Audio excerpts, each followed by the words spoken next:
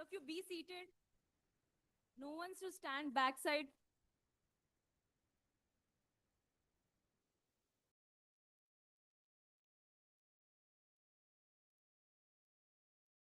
All of you remove your ID cards. Students, all of you remove your ID cards.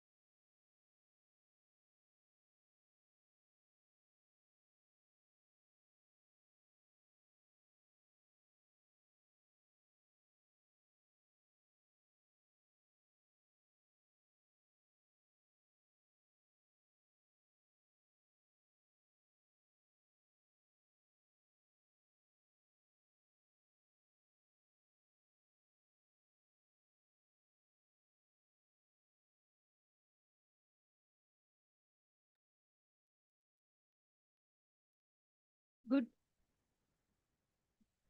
good morning, one and all. A warm welcome to our distinguished guest, Dr. Rambabu Singh, Honorable Director, Dr. Rohit Kandakatla, KGR Set, respected Principal Sir, Dr. S. Sai Satyanarayana Reddy, Vice Principal, Dr. M.N. Narsaya, Deans, coordinators of the conference, and HOD, Civil Engineering Department, Dr. Soumya Singha, head, and participants. Today marks a special occasion as we gather for the inaugural ceremony of our national conference on sustainable water and waste solutions for resilient rural and urban communities organized by the Department of Civil Engineering, KGRT College of Engineering and Technology under the aegis of AICT Vani. Now let us commence this auspicious day with the lighting of the lamp, a symbol of wisdom and knowledge and prosperity. I humbly request all the dignitaries to please come forward for the lighting ceremony.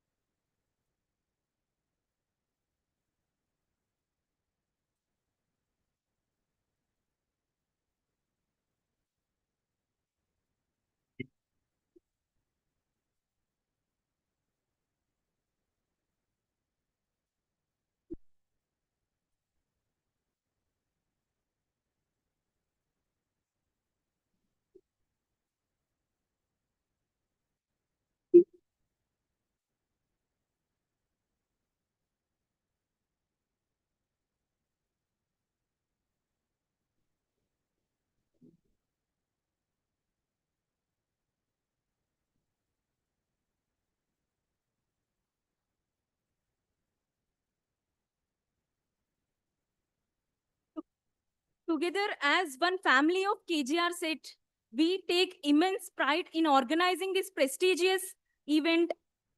నేను civil engineering విభాగం నుండి assistant professor Shri కే హిమబిందు అందరికీ హృదయపూర్వక స్వాగతం చెబుతున్నాను. With this, I would like to invite our respected HOD, Civil Engineering Department and Coordinator of AICT Vani Conference, Dr. Soumya Singha ma'am, to please come on to the dais.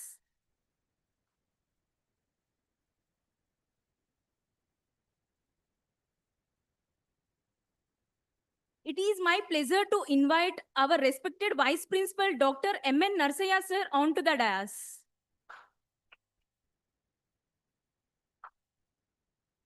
It is my pleasure to invite our esteemed principal, Dr. S. Sai Satyanarayana Reddy, sir, to please come on to the dais.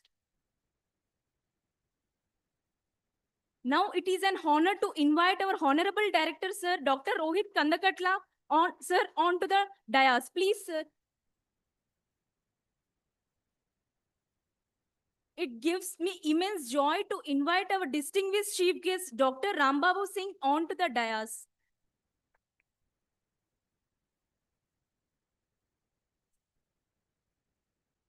Sir, we are grateful to you. Have your presence, sir. Now it is my privilege to read the profile of our today's chief guest. Dr. Rambabu Singh holds a Master of Science in Technology and a PhD in Applied Geology from IIT ISM Dhanbad. He was honored with the prestigious Young Scientist Award 2023 by the Indian chapter of the International Association of Hydrogeology, INC-IAH, for his significant contributions to hydrogeological services. He is a QCI NABET certified project coordinator and functional area expert category A in hydrogeology. Dr. Singh serves as a member of the Board of Studies in Department of Geology at the Central University of Punjab and contributes as a guest faculty and resource person at RGI, CGWB, Center Groundwater Board, MOGS, and Punjab University. He also visited Australia on deputation to explore underground coal gasification technology and its potential implementation in India. Aligning with the Ministry of Coal's mission to achieve 100 MT coal gasification by 2030.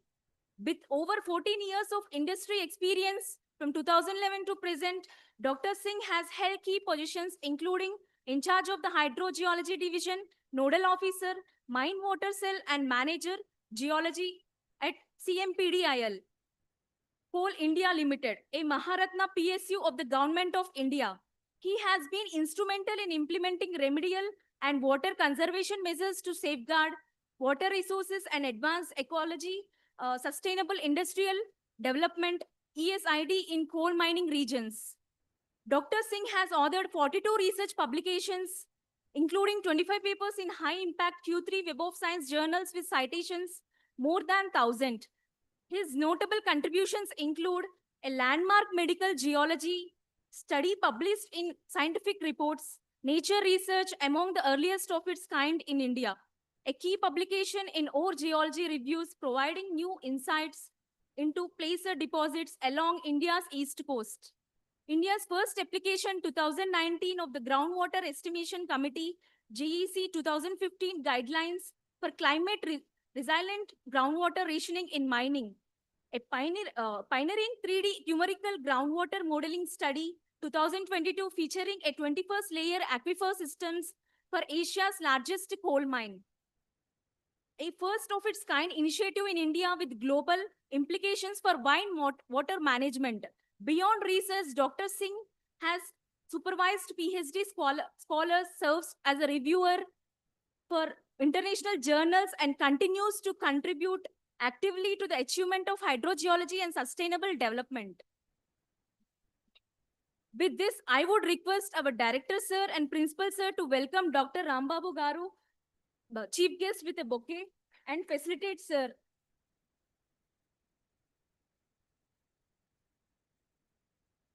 Swagatam Sir.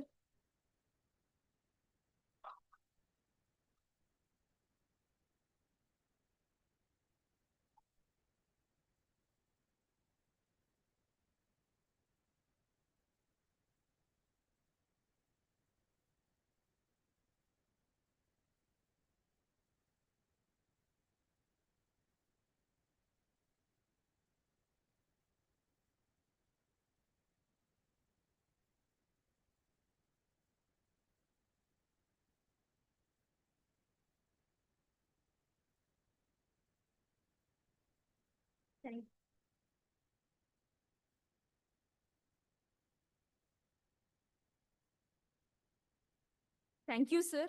To mark the beginning of today's proceedings, I now invite our respected head of the department, Dr. Soumya Singha, ma'am, to deliver the opening remarks. Welcome, ma'am.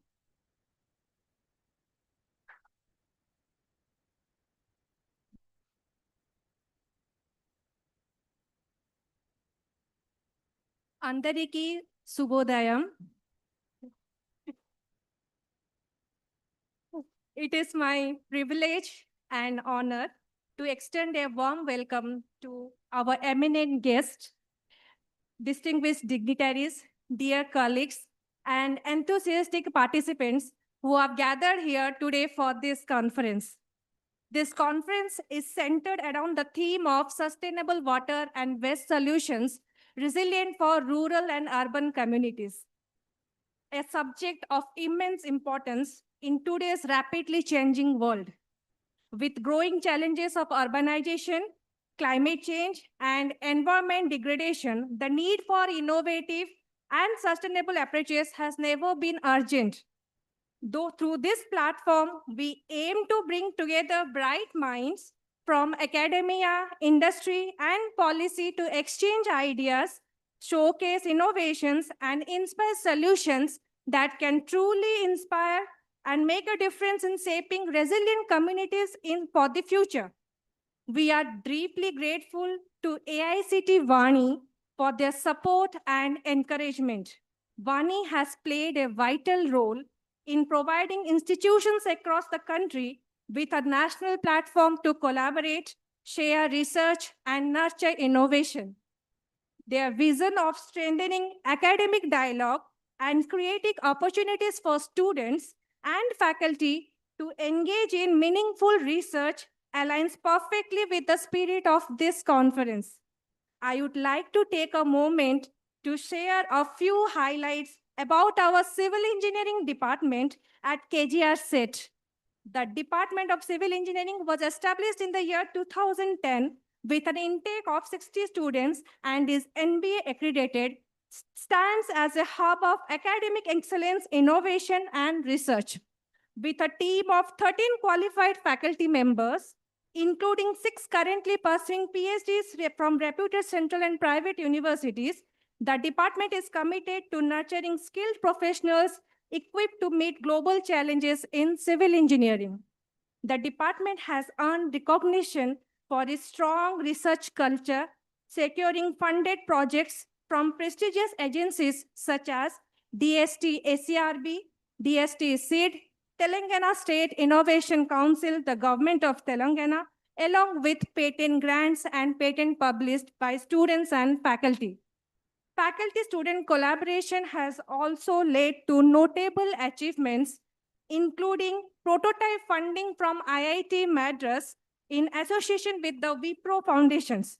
Students consistently bring laurels to the department by winning prizes in technical fairs and competitions organized by reputed universities, organizations, institutions, which include JNTUH Hyderabad, Osmania University, Telangana State Pollution Control Board, IIT Madras, etc. Beyond academics, the department fosters innovation and sustainability through an emerging technology club we have named as Green Construction Club, a vibrant platform where students engage in projects, seminars, workshops, certifications, hackathons, and technical expos focused on eco-friendly construction practices.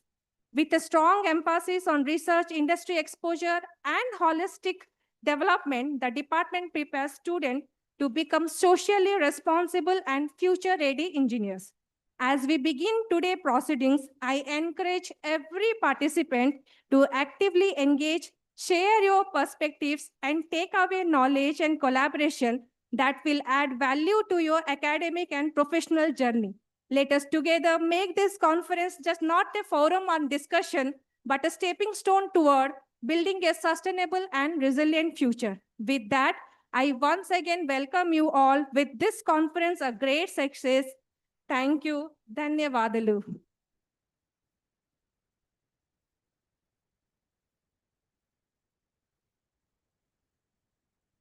Thank you, ma'am. Now I take privilege of inviting our dynamic and ever supportive Vice Principal Dr. M.N. Narsaya sir to address the gathering. Please, sir. Welcome.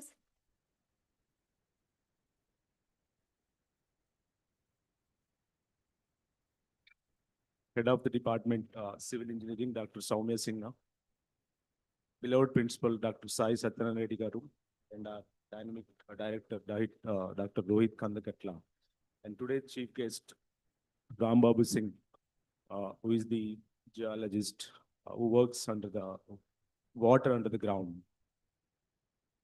and the heads of various departments and participants from the different institutions and the students. I welcome you once again all to this AICT sponsored national conference on water, sustainable water and waste solutions for resilient rural and urban developments. So when I see this title, SWWS, Sustainable Water and Waste Solutions, when I say that, what is meant by sustainable water? Maybe this is the good platform where we need to adapt the global the frameworks as defined by UN. UN is defined 17 the SDGs. Out of the 17, the SDG 6 talks about the clean water and sanitization. Uh, everyone, the students, faculty who are sitting in this hall, everyone is expected to adapt and try to have awareness about these SDGs because it has been defined long back. What exactly mean by the sustainable water, and how do we waste? How do we recycle this water? When I say the sustainable water, maybe hope everyone might travel on the tank bund in Hyderabad. When you see the amount of water in the Hussain Sagar, that's equivalent to almost 1 TMC. So the couple of years back, I've read here somewhere in one Hyderabad city, more than 5 TMCs will be utilized in only Hyderabad city. Maybe if you look at the amount of water in Hussain Sagar, that is equal to 1 TMC. And that kind of 5 TMCs, if Hyderabad conserves every day, and if we have a mechanism to recycle this water, I don't think we don't need to depend on any other river or dam for water. So hope as a technocrat, as an academician, as an industrialist, as a researcher, everyone has to think of this particular the solutions, sustainable solution towards this. So the second part of this particular theme is the resilient urban and rural communities. When I say resilient rural communities, when I say resilient to urban communities, uh, whenever there is a drought or floods, whenever there is a drought in the villages, in the rural community particularly, we need to have a mechanism to withstand and provide minimum water for irrigation and even minimum drinking water for the households. So that is called the resilient rural community. Similarly, when I say resilient urban community, whenever there is a floods, we need to have a mechanism to withstand, to raising this population, to have a mechanism to recycle and for the raising population.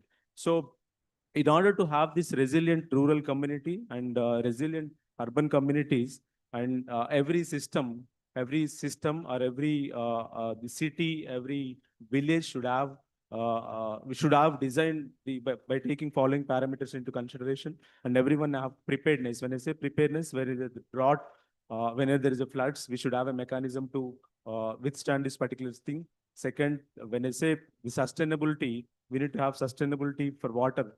When I say sustainability, we need to have solutions, low cost, eco-friendly, and community engaged solutions. And then the equity, when I say equity, the resources, natural resources should be accessible for each and everyone. Hope this particular national seminar will focus on different keynotes to take this particular SDGs or this particular water wastage and recycling and circulation of water in the best possible direction. And it will explore all the participants to the next level to understand how water is a part of our life. Because most of the people will think water is the resource, but water is not a resource. Water is everything. Water is a life. We cannot imagine the life without water. So I congratulate the Department of Civil Engineering to initiate and organize such a conference which creates awareness on water and sustainability. Thank you.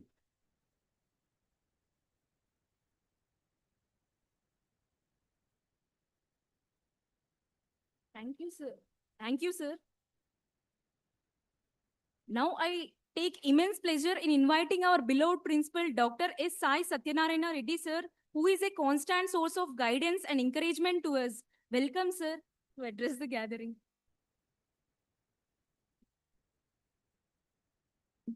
Good morning. Shubhodayam. I am very happy to see Telugu word from Soumya madam. She is from Calcutta. Respected chief guest, Dr. Rambabu Singh Garu, in charge of the Hydrology Division, Nodal Officer, Mining Water Cell, and Manager of Geology, CMPDL, and our young and dynamic Director, Dr. Rohit Kandakatla, and my colleague, Dr. M.N. Narsaya sir, and HOD of Civil, Dr. Soumya Singha, who is the key person who got the funding from the Vani for the 3 days national conference. And very happy to see this is in both Telugu and English. So, and these we have to submit to the AICT also. So sometimes maybe we have Telugu lectures also in between because this is in the both languages. So basically, ఇది జాతీయ సదస్సు ఇది స్థిరమైన నీటి మరియు వ్యర్థాల పరిష్కారాలు బలమైన గ్రామీణ మరియు నగర సముదాయాల కోసం ఈ కాన్ఫరెన్స్ కండక్ట్ చేస్తున్నాం. అర్థమైంది అందరికీ? అంటే వాటర్ ఎట్లా వేస్ట్ చేయకూడదు, మన వాటర్ని ఎంత సేవ్ చేసుకోవాలి, వాటర్ని ఎలా రీసైకిల్ చేసుకోవాలి, వాటర్ని ఎంత ఎఫెక్టివ్గా యూజ్ చేసుకోవాలి అనే దాంట్లో మీ పరిశోధన, మీ రీసెర్చ్ మొత్తం మీ ఉన్న తెలివంతా ఉపయోగించి మన భారతదేశానికి మంచి నేమ్ తీసుకురావాలి. అది దీని యొక్క target of this workshop 3 days. So మీరు ఈ వాటర్ని ఎలా యూజ్ చేసుకోవాలి, సో ఎలా దీన్ని మనం ఎఫెక్టివ్ యూజ్ చేసుకోవాలి. ప్రతి ఫ్లాట్స్లో ఎస్టీపీ ట్యాంక్స్ ఉంటాయి, సివేజ్ ట్రీట్మెంట్ ప్లాంట్స్ ఉంటాయి, వాటర్ ట్రీట్మెంట్ ప్లాంట్స్ ఉంటాయి. సో వీటన్నిటిని ఎలా రీసైకిల్ చేసుకోవాలి. నేను యాక్చువల్గా నాకు చిన్న ఎక్స్పీరియన్స్ చెప్తాను. నేను ఇజ్రాయెల్ వెళ్ళాను. యాక్చువల్గా నేను 2018లో ఇజ్రాయెల్ వెళ్ళాను. టెల్-అవివ్ యూనివర్సిటీకి వెళ్ళాను. I spend for 10 days in Tel Aviv university for the conference of CI federation. There I use to observe water. Actually ఇజ్రాయెల్లో వాటర్ ఉండదు, మొత్తం ఎడారి ఉంటుంది. కానీ surprisingly our people, our irrigation ministers will go and see Israel for irrigation. అక్కడ వాటరే ఉండదు. ఎలా చేస్తారు ఇరిగేషన్ చూడటానికి మన వాళ్ళు వెళ్తారు. మన దగ్గర ప్lenty ఆఫ్ వాటర్ ఉంటుంది, అయినా కూడా మనం ఎఫెక్ట్ యూజ్ చేసుకోలేము. నాకు అదే ఆశ్చర్యంగా అనిపిస్తుంది. రోడ్డు మధ్యలో మంచి మంచి చెట్లు ఉంటాయి, వాటర్ ఉండదు. ఆ వాటర్ మన ట్యాప్లో కూడా చాలా స్ప్రే లాగా వచ్చేసి నీట్గా కడిగేస్తుంది. అంత నీట్గా వాడతారు వాటర్ని. అంటే ఎఫెక్టివ్ యూసేజ్ ఆఫ్ వాటర్. అంటే వాళ్ళు సముద్రం నీళ్ళని అంత ఎఫెక్టివ్ యూజ్ చేస్తారు. ప్రతి ఊరు పక్కన కూడా వాళ్ళకి రీసైకిల్ ఒక మిషన్, ఒక ఫ్యాక్టరీ ఉంటుంది. అది మళ్ళీ రీసైకిల్ చేస్తారు. They don't even waste drop of water. You believe it or not, drop of water. And they say please waste water. You see the slogan waste water. They write waste water in Tel Aviv university. So that's how they are using effectively water. So water usage is very, very important. And for that, you need to do a lot of research. And I think definitely this program, this 3 days program will help you in developing such a good research activities and develop very good articles and publish very good articles and get good patents and commercialize these things and get good name to the college and good name to our country. Okay, that's what our target. We are living in the midst of ongoing in the revolution. There are a lot of changes are happening, but environment is very, very important. And your contribution to the societal needs are very, very important. And especially water is very, very important. Our body, almost 80% of water is there in our body. So water is very, very important. So how effectively you make use of that water is very important. So I hope these 3 days will give you a good sound knowledge in research in this water recycle and water usage and how to utilize these things. Okay, I hope this conference will give you all this knowledge and wish you all the best. Thank you very much. Thank you. Thank you, sir.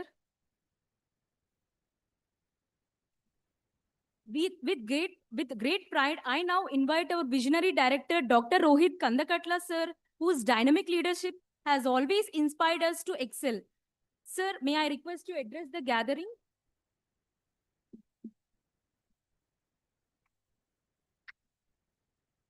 Hi everyone, good morning. Warm welcome to our chief guest, Dr. Rambabu Singh sir. Thanks for coming here. It's great to hear about all your experience with your research, irrespective of you working in a public sector. So I'm more looking forward to hearing from you. But before that, a few words to all the participants here. I first thank the Civil Engineering Department for organizing this conference. Not just because it's a conference, but it's a theme that is very relevant and very important right now. Sustainable water and waste solutions for resilient rural and urban communities.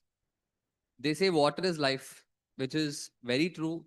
And maybe right now we're on in an era of world where we still have access to clean water, access to reuse water at our tap. But again, this is not a privilege that everyone shares because, as Narsiya sir mentioned, one of the SDGs focus on access to quality and clean water.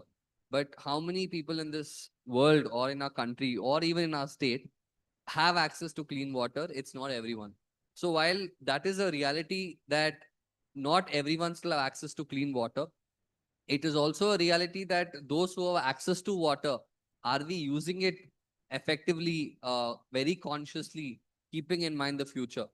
Because as much as climate change is a very serious issue, access to water is also going to be a very major issue in the decades to come. Because if you think about it, what are the primary things we speak about? We want air to breathe, we want water, we want food, and we want shelter. So these are the basic necessities which any human needs to have before they kind of think ahead. Right now, those are all available. Maybe I can still say that in many cities, including Hyderabad a few months ago, the quality of air also has been an issue. But still, air is out in the atmosphere. But with respect to water, the access to water is significantly only going to reduce, mainly because of lack of proper sustainable consumption. So, as individuals here, some of you might be faculty, students, doing research.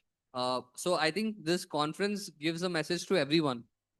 For researchers and faculty, let's explore and think about ways where we can bring in sustainable practices, what research is required there in different communities. So I think that is very helpful. But even if you're not a researcher, but just as a participant, as a citizen of this country, what we all have to be very mindful is about our consumption of water.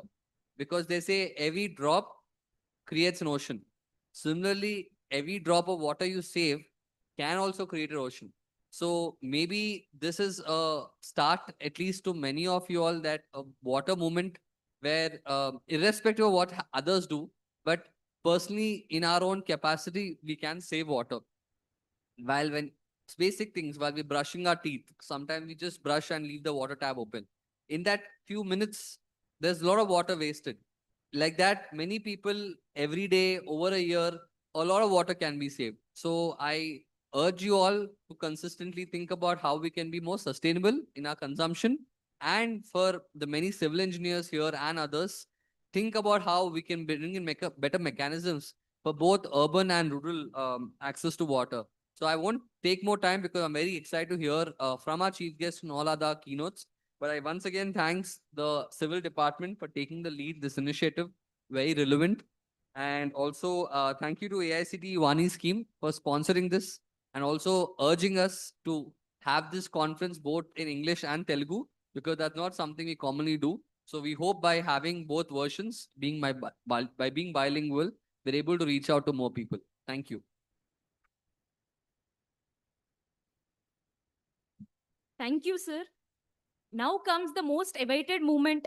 ఇప్పుడు మనం ఎదురు చూస్తున్న ఆసక్తికర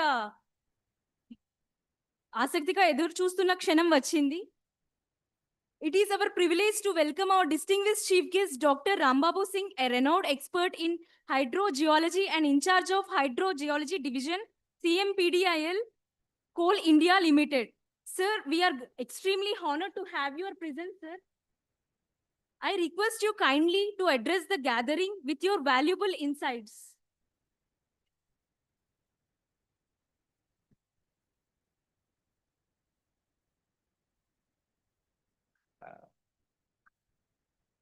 Honorable Director, Dr. Rohit Kandagatla sir, and Principal S. Satyanarayan Reddy sir, Vice Principal Dr. M.N. Narasaya sir, and Professor Soumya Singha,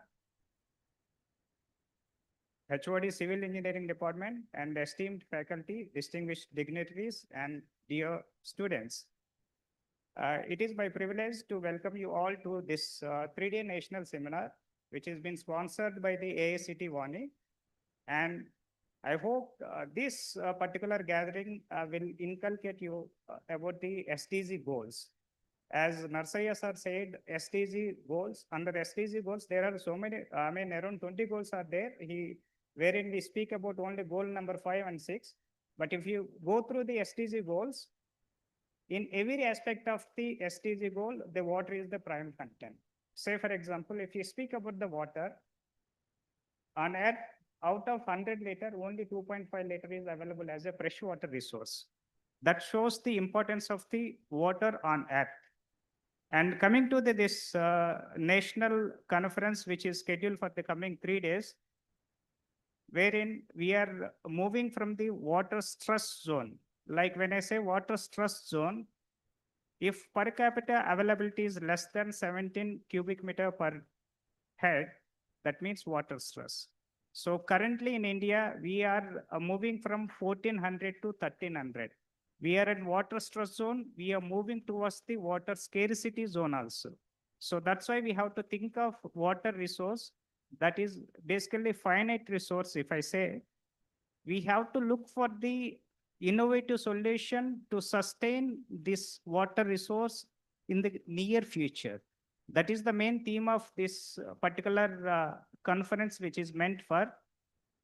And for this kind of congregation, my heartfelt congratulations to Professor Soumya Singha for getting approval from the AICT Vani and organizing this event in such a vibrant manner.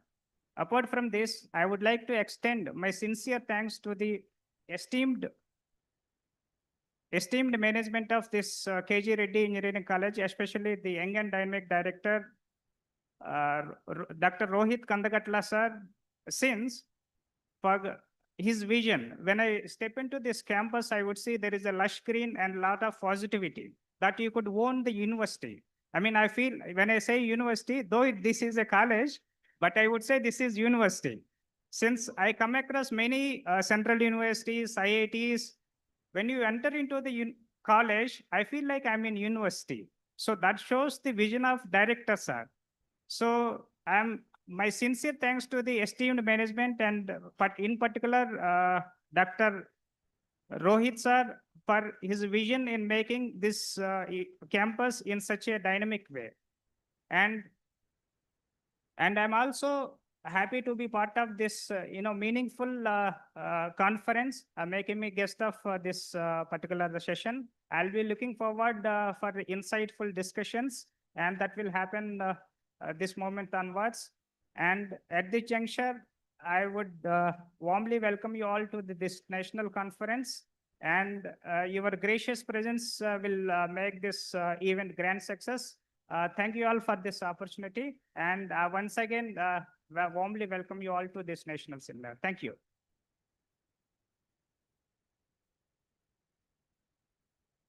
ధన్యవాదాలు sir. Thank you, sir.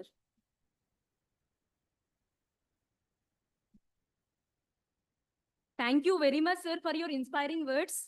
Now we move to a very special moment, the release of the conference souvenir. I request all the dignitaries to kindly join for the official release.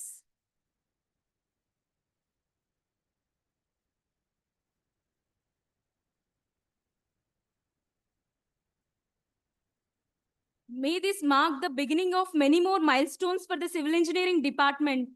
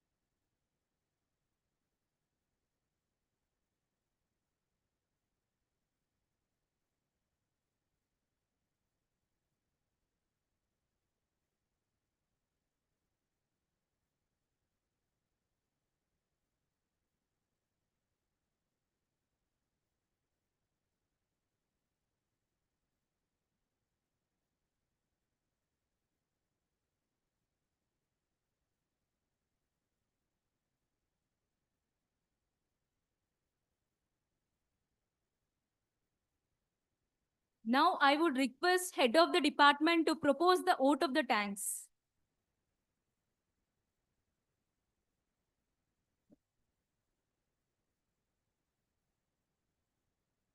It is my proud privilege to propose the vote of thanks at the closing of this inaugural session of our 3 days national conference.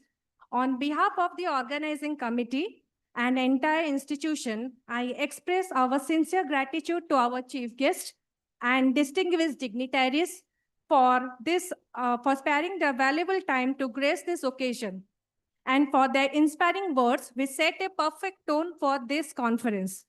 We are deeply grateful to AICT Vani for their generous funding support and constant encouragement, which has been instrumental in providing this conference with a national platform and wider recognition.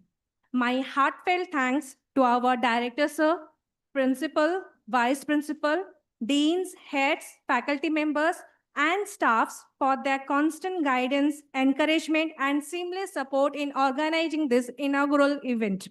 A special word of appreciation to Dr. Srinivas Reddy sir, Professor Civil Engineering, the co-coordinator of this conference, and the whole organizing committee, student volunteers, and technical teams whose tireless efforts behind the scenes ensured the smooth conduct of this inaugural program. Finally, I thank all the participants, media representatives, and well-wishers for being part of today's inaugural and for adding grace to this occasion and looking for a great time ahead during these 3 days. Thank you, dignitaries. Now, I want to do an announcement. To capture this memorable moment, we will be having a photo session at the amphitheater. After the photo session, all the participants are requested to assemble at seminar hall for the keynote session by our today's chief guest, Dr. Rambabu Singh sir. And then before the photo session, we will all rise for the national anthem. After the national anthem, we will join at the amphitheater for photo session, and then we'll come back for the session in the seminar hall. Please, all of you rise for the national anthem.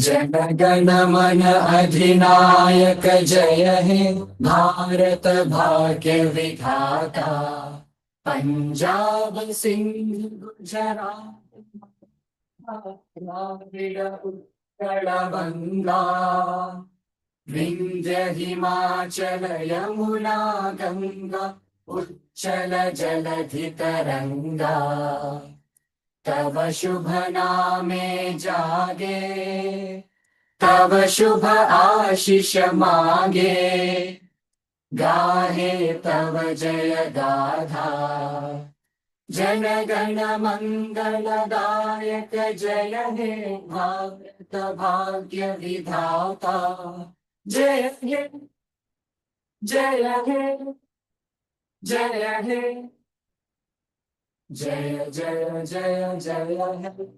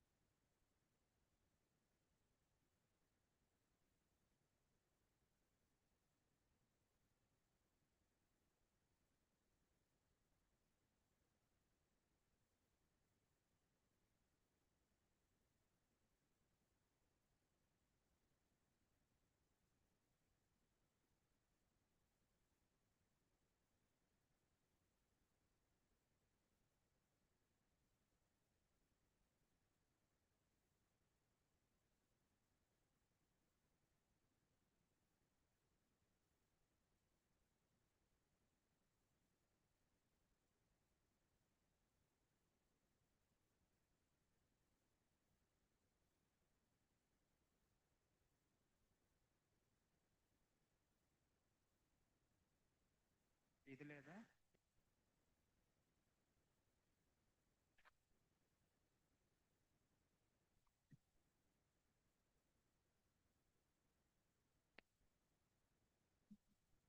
Hello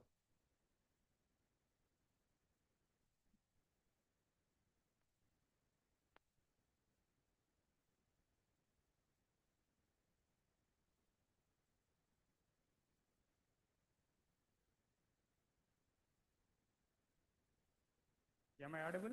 Yes. So getting directly started with the keynote session, that is grey water solutions for sustainable community. And how many of you are comfortable with English and Telugu? May I know Telugu? How many of you are comfortable with Telugu? Okay. Okay. Yeah, fine. So I will do one thing. Since some of the faculty members are, conservant with English, I will do the session in bilingual, both English as well as Telugu. Okay, fine.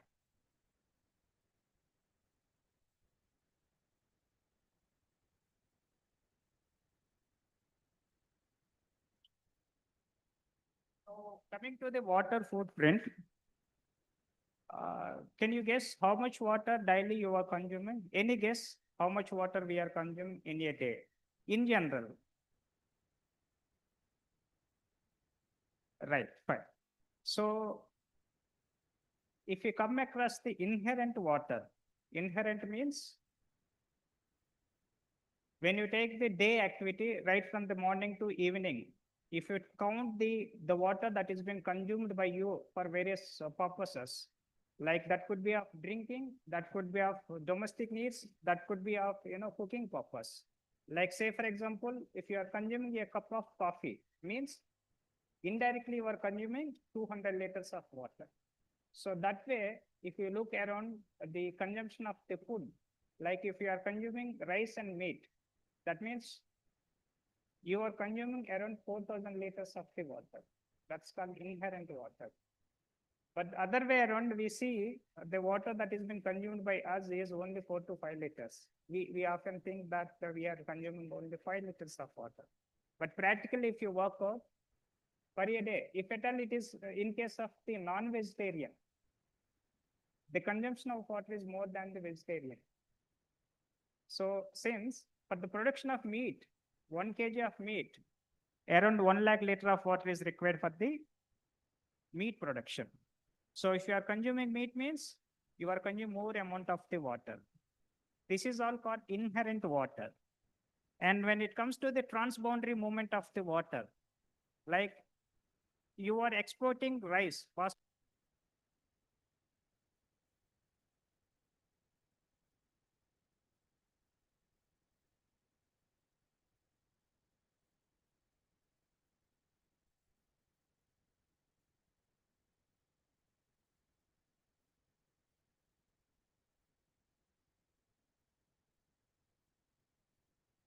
session also, out of 100 liter of water, only 2.5 liters of the water is available on earth as a fresh water. So that is how we have to think of this finite resource. Groundwater is basically, it's a finite resource, and that is acting as an elixir of life. So unless you be aware of the importance of the water, you can't work on the sustainable SDG goals, sustainable development goals that is been framework for the India as well as the world. So this particular slide, which is meant for the water footprint analysis, whatever I said, that comes under water footprint analysis. So why I am talking this? If you come across this water footprint analysis,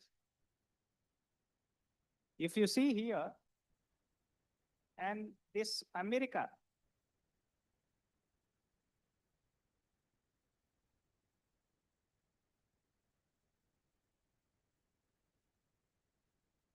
Asian, and you see the African, the per capita water consumption is around 2,000 cubic meter. And when it comes to the India, it is hardly 14 to 1,500 only. So why they are consuming more than 2,000? because of the food habits. That is purely because of the food habits. So this is the water footprint analysis for the entire world. You can see here, as I said, for the meat consumption, we require water of around 50.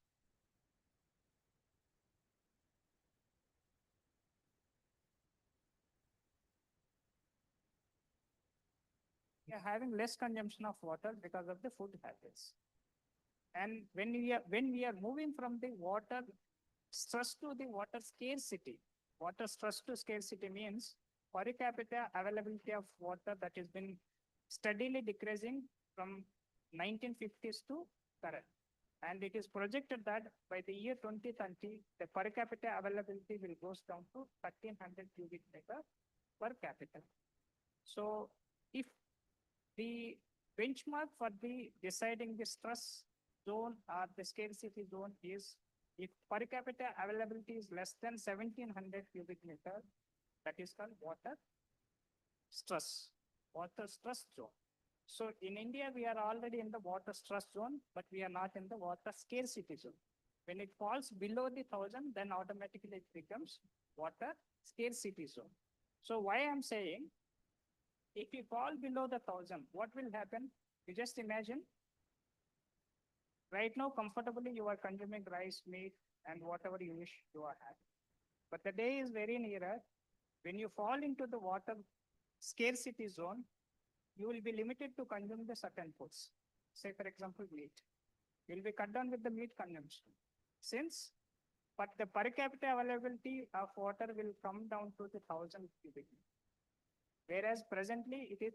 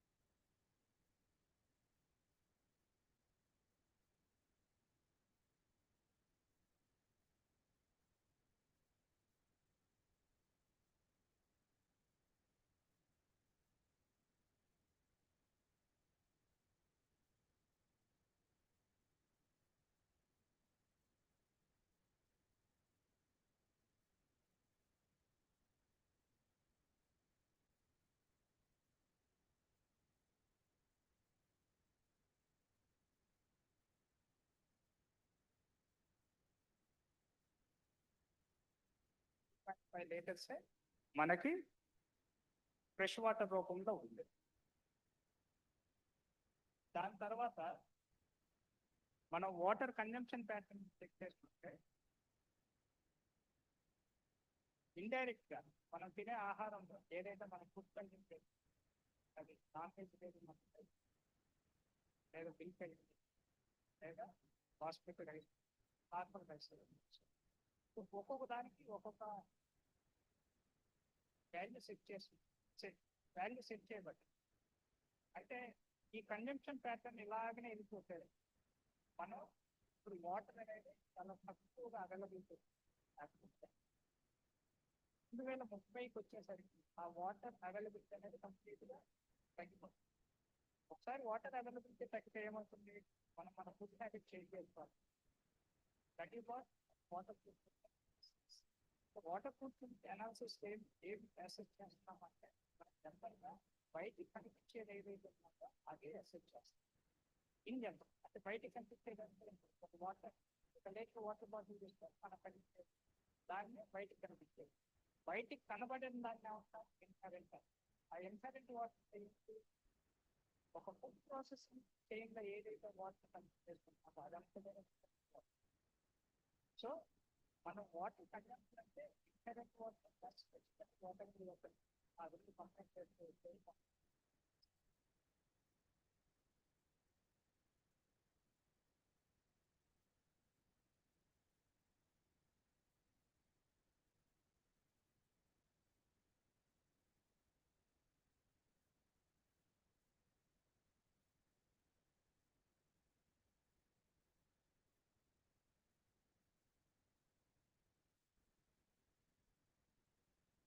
అవ్వకుండా ఉండాలి అంటే how to discuss that.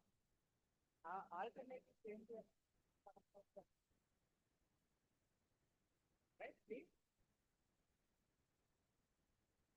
Coming to the next. So this is all about the groundwater stakeholders.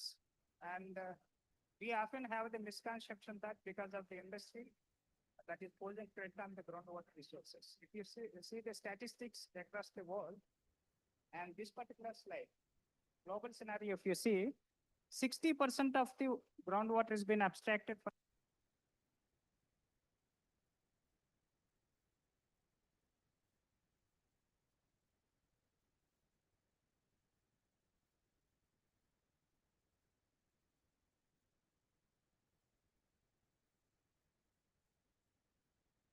the irrigation sector.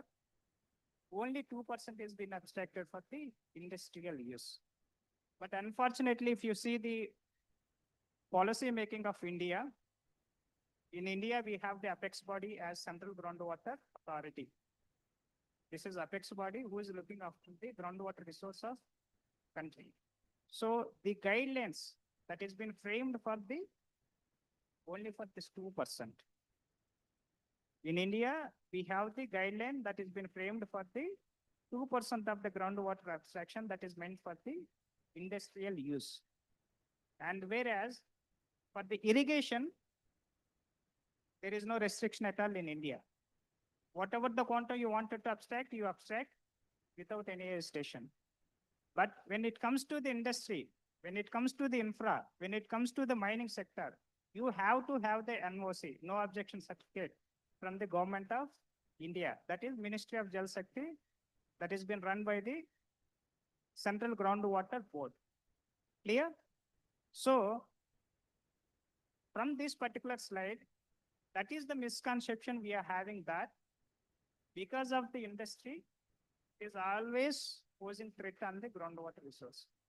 But when you look into the stakeholder point of view, the rampant extraction of the groundwater that is taking place by the irrigation sector across the world and across the India also, not the industry. Is it clear? So again, I will repeat in Telugu. Impact అంటే ground water మీద impact అనేది ఎలా assess చేస్తామో అలా assess చేయడానికి main criteria ఎవరైతే water consumption ఎక్కువ చేస్తున్నారో వాళ్ళని అసెస్ చేయాలి. అలా అసెస్ చేస్తే ఇండియాలో 89% గ్రౌండ్ వాటర్ అనేది ఇరిగేషన్ యూజ్ చేయడం జరుగుతుంది. ఓన్లీ 2% అనేది ఇండస్ట్రీకి water. So industry sector only 2% of water తీసుకుంటున్నప్పుడు వాళ్ళు ఆ ఇండస్ట్రీ నుంచి గ్రౌండ్ వాటర్ రిసోర్స్ మీద థ్రెట్ ఉంది అనేది అలిగేషన్. కానీ యాక్చువల్గా చూసుకుంటే ఎక్కువ గ్రౌండ్ వాటర్ మీరు ఏదైతే మీ రీజియన్లో వాటర్ లెవెల్ ఫాలో అవుతుంది లేదా వాటర్ క్వాలిటీ డిటరేట్ అవుతుంది అనేది ఏదైతే రిపోర్ట్ చేస్తున్నారో దానికి మెయిన్ రీజన్ ఏమై ఉంటుంది, ఎవరైతే ఎక్కువ వాటర్ అబ్స్ట్రాక్ట్ చేస్తున్నారో వాళ్ళ మెయిన్ అదేంటి ఇరిగేషన్ సెక్టర్, కానీ ఇండస్ట్రీ సెక్టర్ కాదు. దో కొన్ని గ్రే ఏరియాస్ ఉన్నాయి, ఇండస్ట్రీ సెక్టర్లో కూడా కొంత గ్రే ఏరియా ఉంది, కానీ major the role is been played by the irrigation sector. Clear?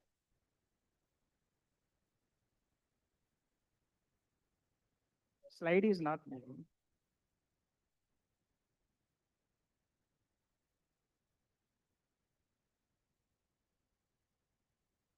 Yeah. So today I'll be speaking about I'll be giving more emphasis on mining sector.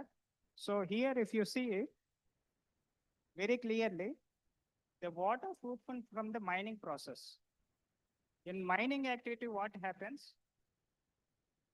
I'm giving the example from this particular state only. If you refer to the Singareni does the coal mining.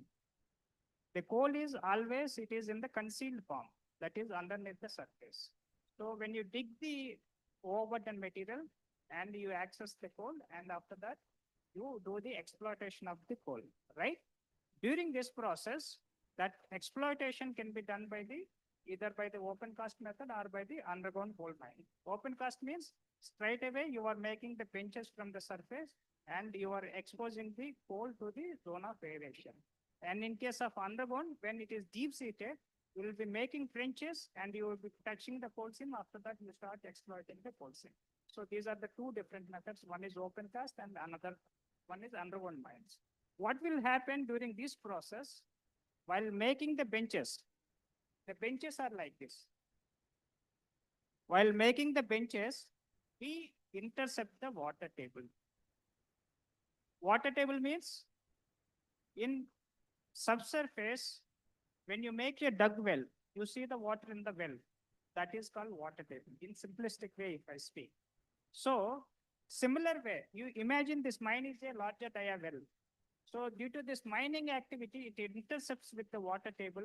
And because of the interception of the water table, automatically the water flows from high gradient to the low gradient. So, therefore, there will be a seepage of water from high gradient to low gradient. Since you have already, exploited this material, the flow will take place from high gradient to low gradient. This process is called groundwater seepage. So, because of the intersection of the water table, the water will enter into the mine, and after that, the water is impounded in the sumps, right? So, I'm taking the example from this particular Telangana state. From Singareni, there are so many open cast mines, around 43 mines are there. That is combination of open cast and uncoast, from which huge amount of water has been collected in the mines as a mine seepage water. Now the question comes, how effectively this water can be utilized for the local population use? So you can't stop the mining activity. The point number one, you can't restrict the mining activity. Without mining activity, without coal mining activity, you can't get the electricity. 80% of the electricity that is being generated out of the coal. This is fact. You can't restrict the development, but at the same time, you have to look for the sustainable approaches that will curtail the environmental impact of the mining activity. That is the only thing you have to look.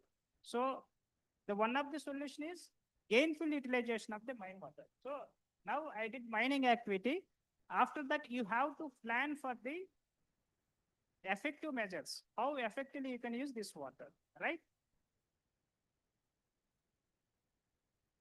So this is the practical example of the coal mining activity, how actually it looks when you move to the field condition. So the mine will look like this, and you can see the seepage. This seepage is called groundwater seepage, and I will take you to the video.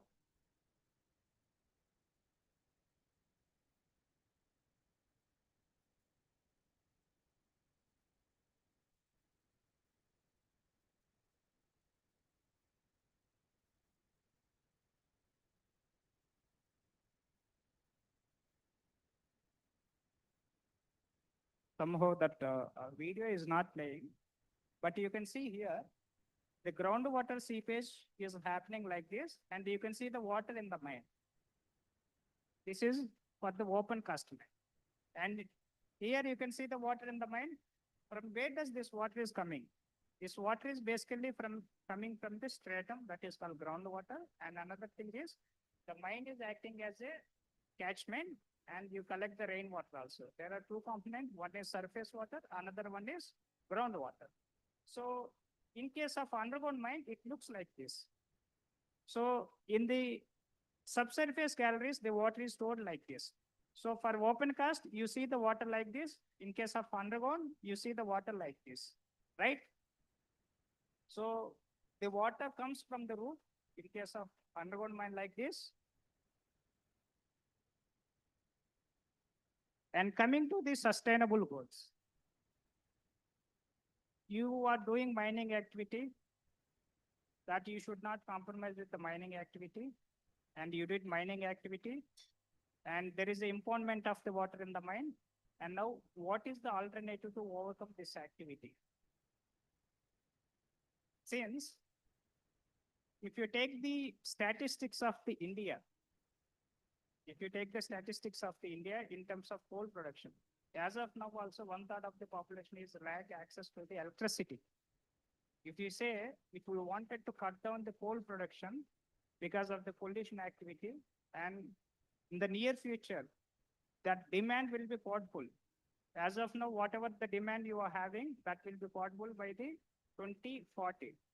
So that's why you should not having the any activity that will curtail the coal mining activity. So that is been decided. The now being student of civil engineering, your approach should be, you do the mining activity, I will find the solution for the curtailing the environmental impact. So you think in such a way, you come up with some innovative solution, how effectively, we can use this produced water or mine water so that the local populace will get benefit out of that. Is it clear? Yeah. So as a part of water management, in general, we refer to the Dublin principle. Under Dublin principles, there are two things. One is supply side, another one is demand side. So I say the mine water, you did mining activity, you have imported water in the mine. So that comes under which side? Supply side or demand side? Industry comes under demand side. Okay? From demand side, you can think of utilization of the water. So this is the global statistics. There are so many mines which produces the huge amount of the water. And this water, how effectively we can use for the industry, infra, and drinking purpose, I will show you some of the case studies. I'm not saying theoretically. So you take the example of the India. So these are the list of the coal mines which are producing huge volume of the water. So I'm giving the directly examples so that it will make you, interested, since some of you are feeling a bit tired. So I'm directly taking you to the case studies so that you'll be engaged in that particular slides. So you just question yourself. తెలుగులో కూడా ఒకసారి repeat చేస్తాను. Mining activity చేసిన తర్వాత ground water seepage అయ్యి మైన్లో water collect చేస్తారు. ఒకసారి water collect అయిన తర్వాత నువ్వు సివిల్ ఇంజనీర్గా నువ్వు what kind of research you wanted to do after your BTech will be observed by some of the MNCs or some of the mining sector or some of the PSU also.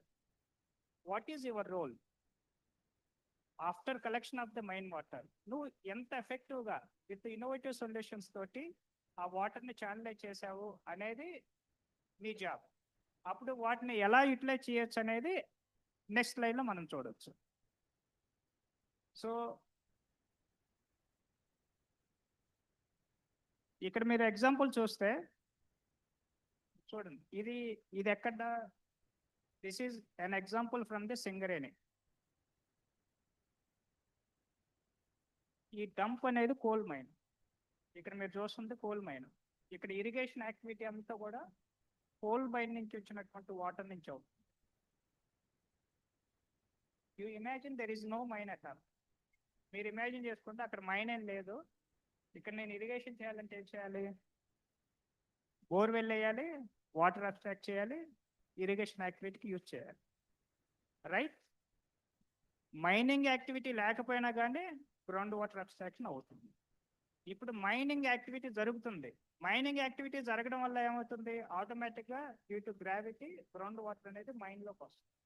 మైన్లోకి వచ్చిన తర్వాత ఏం చేస్తున్నాము? Treat చేసిన తర్వాత అదే వాటర్ని ఇక్కడ ఇరిగేషన్కి supply చేస్తున్నాం. సో ఇక్కడ ఈ మైనింగ్ యాక్టివిటీ అనేది integrated with both industrial development as well as the agriculture development. So this is how you have to think. Is it clear? So ప్రతి యాక్టివిటీలో కూడా if you think very closely you will find some solution. So this is an example from the Singareni. And you see this is an example from the Chhattisgarh. The mining authority, after treatment, they are discharging water to the local populace use for the irrigation and domestically. And here you see there is a lot of agriculture activity that is happening in and around the mining activity, right?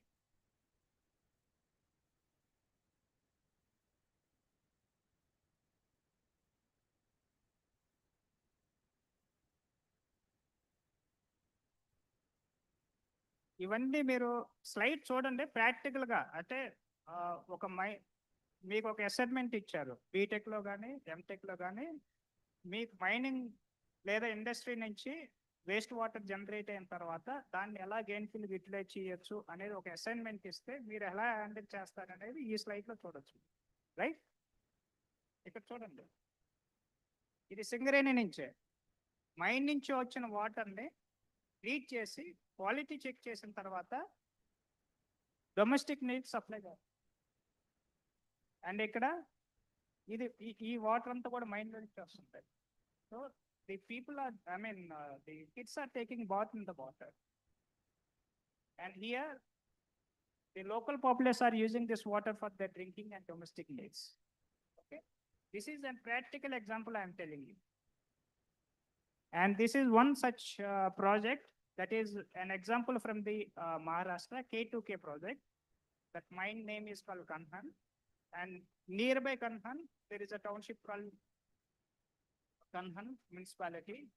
Sorry, Kamti mine is there. And from Kamti, directly we are supplying water to the Kanhan municipality. Like say, for example, in Hyderabad, we are having, there is a passage of water resource. And sometimes we could not meet the demand.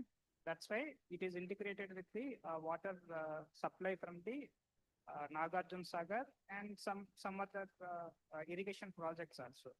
Here we completely depend on consumptive use of the both groundwater and surface water to meet the demand of the entire Hyderabad city.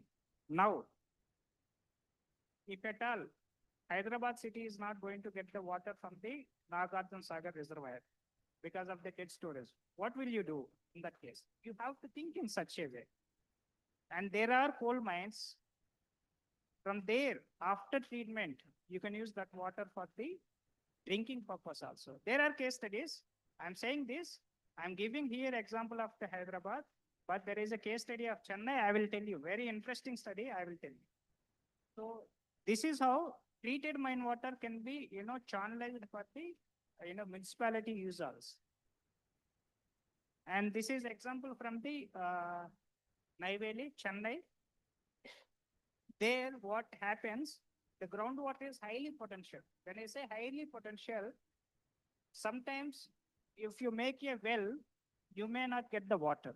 Sometimes if you make a well, it yields enormous amount of the water. When well is yielding enormous amount of the water means the well is, the formation is highly potential. The similar the case we can notice in the Neyveli of the Chennai. So this is the example from the Neyveli. ఇక్కడ తెలంగాణలో మనకు చూసుకుంటే ఏముంటుంది, Singareni colliery company limited ఉంది, coal mining activity. Across India coal mine CL, coal India limited. తమిళనాడుకి వెళ్తే Neyveli lignite corporation India limited. So ఈ example అనేది నైవేలి నుంచి తీసుకున్నాను. ఇక్కడ నైవేలి నుంచి ఏం జరుగుతుందంటే, ఇది నేను అక్కడ విజిట్ చేసిన ఫోటోగ్రాఫ్. మీరు చూడొచ్చు డయామీటర్ ఆఫ్ ది వెల్. ఇక్కడ ఇది ఇక్కడ మైనింగ్ యాక్టివిటీ అవుతుంది. ఈ బెంచ్ మీద ఇంత లార్జర్ డయా వెళ్ళేసేసి గ్రౌండ్ వాటర్ లిఫ్ట్ చేస్తారు. ఎందుకు లిఫ్ట్ చేస్తారంటే సేఫ్టీ పాయింట్ ఆఫ్ వ్యూ. ఆ గ్రౌండ్ వాటర్ని గాన లిఫ్ట్ చేసి వాటర్ టేబుల్ని కోల్సిన కంటే కిందకి తీసుకురాకపోతే మొత్తం మైన్ అంతా కూడా ఇనండేషన్ అవుతుంది. ఇది మీరు కొన్ని బాలకృష్ణ ఒక సినిమా చూసే ఉంటారు. బాలకృష్ణ ఒక సినిమాలో మైండ్లోకి ఒకసారికి వాటర్ అంతా బుషింగ్ అయిపోయి ఒక యాక్సిడెంట్ జరుగుతుంది. You can refer to that movie also, Balakrishna movie. So that is called that fatal accident happens due to bushing of the water. So సిమిలర్గా ఆ కండిషన్ ఉన్నప్పుడు మనం ఏం చేయాలంటే వాటర్ని ముందే లిఫ్ట్ చేయాలి, చేసి డీప్రెజరైజ్ చేసిన తర్వాత మైనింగ్ యాక్టివిటీ చేయాలి. సో అలా డీప్రెజరైజ్ చేయాల్సి వస్తే ఆ వాటర్ని ఎలా యూటిలైజ్ చేయాలనేది నైవేలి చెబుతుంది. ఇక్కడ చూడండి example, Chennai city. Chennai city is water stressed city during lean period. During lean period, Chennai is having the severe water scarcity. Then they approached IIT Madras for the solution. They approached civil department also, just like you. They approached some civil department professor and they requested for the innovative solution how I could conquer this water scarcity issue.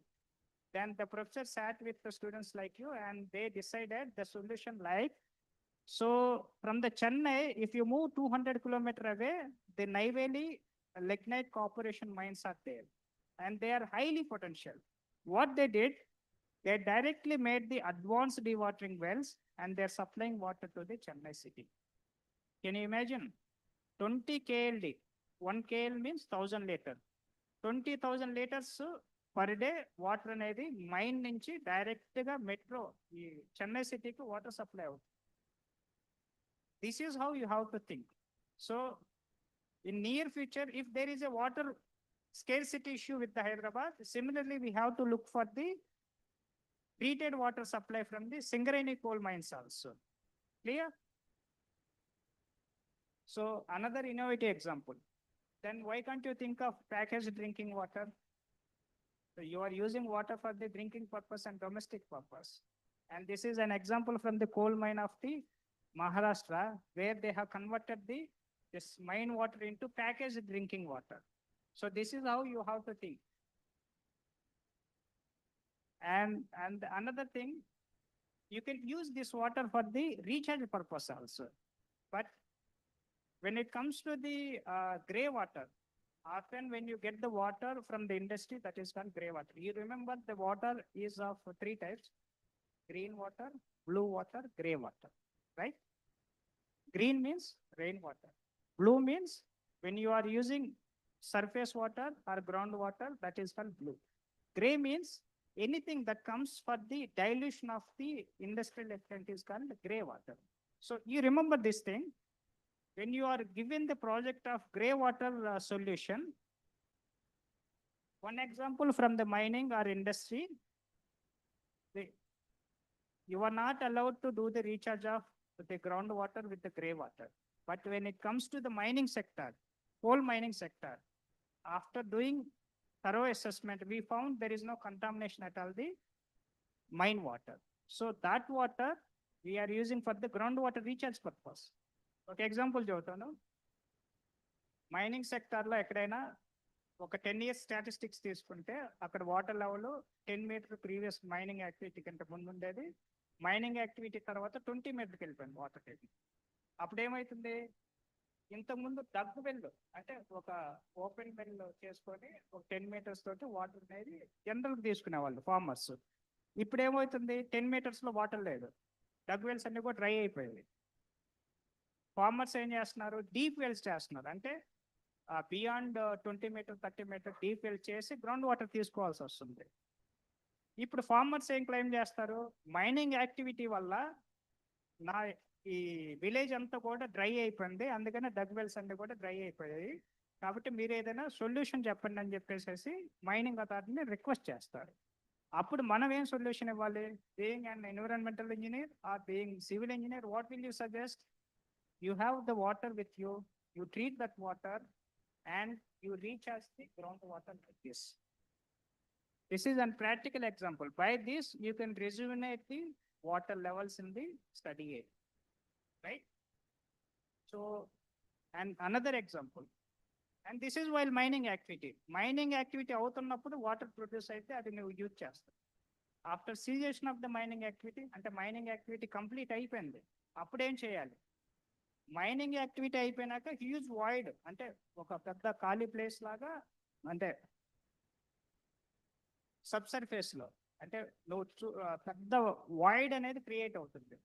ఆ void లో rain water accumulation అవుతుంది. Plus మనం beginning slide లో నువ్వు చూసుకుంటే ఒకసారి refer చేసుకోవచ్చు, ground water moves from higher elevation to lower elevation. ఒకసారి వాయిడ్ క్రియేట్ అయిన తర్వాత గ్రౌండ్ వాటర్ అంతా కూడా ఆ వాయిడ్ లో అక్యుములేట్ అవుతుంది. ప్లస్ ఈ మైన్ అనేది క్యాచ్మెంట్ లాగా, అంటే ఒక రిజర్వాయర్ లాగా పనిచేస్తుంది, కాబట్టి రెయిన్ వాటర్ కూడా అక్యుములేట్ అవుతుంది.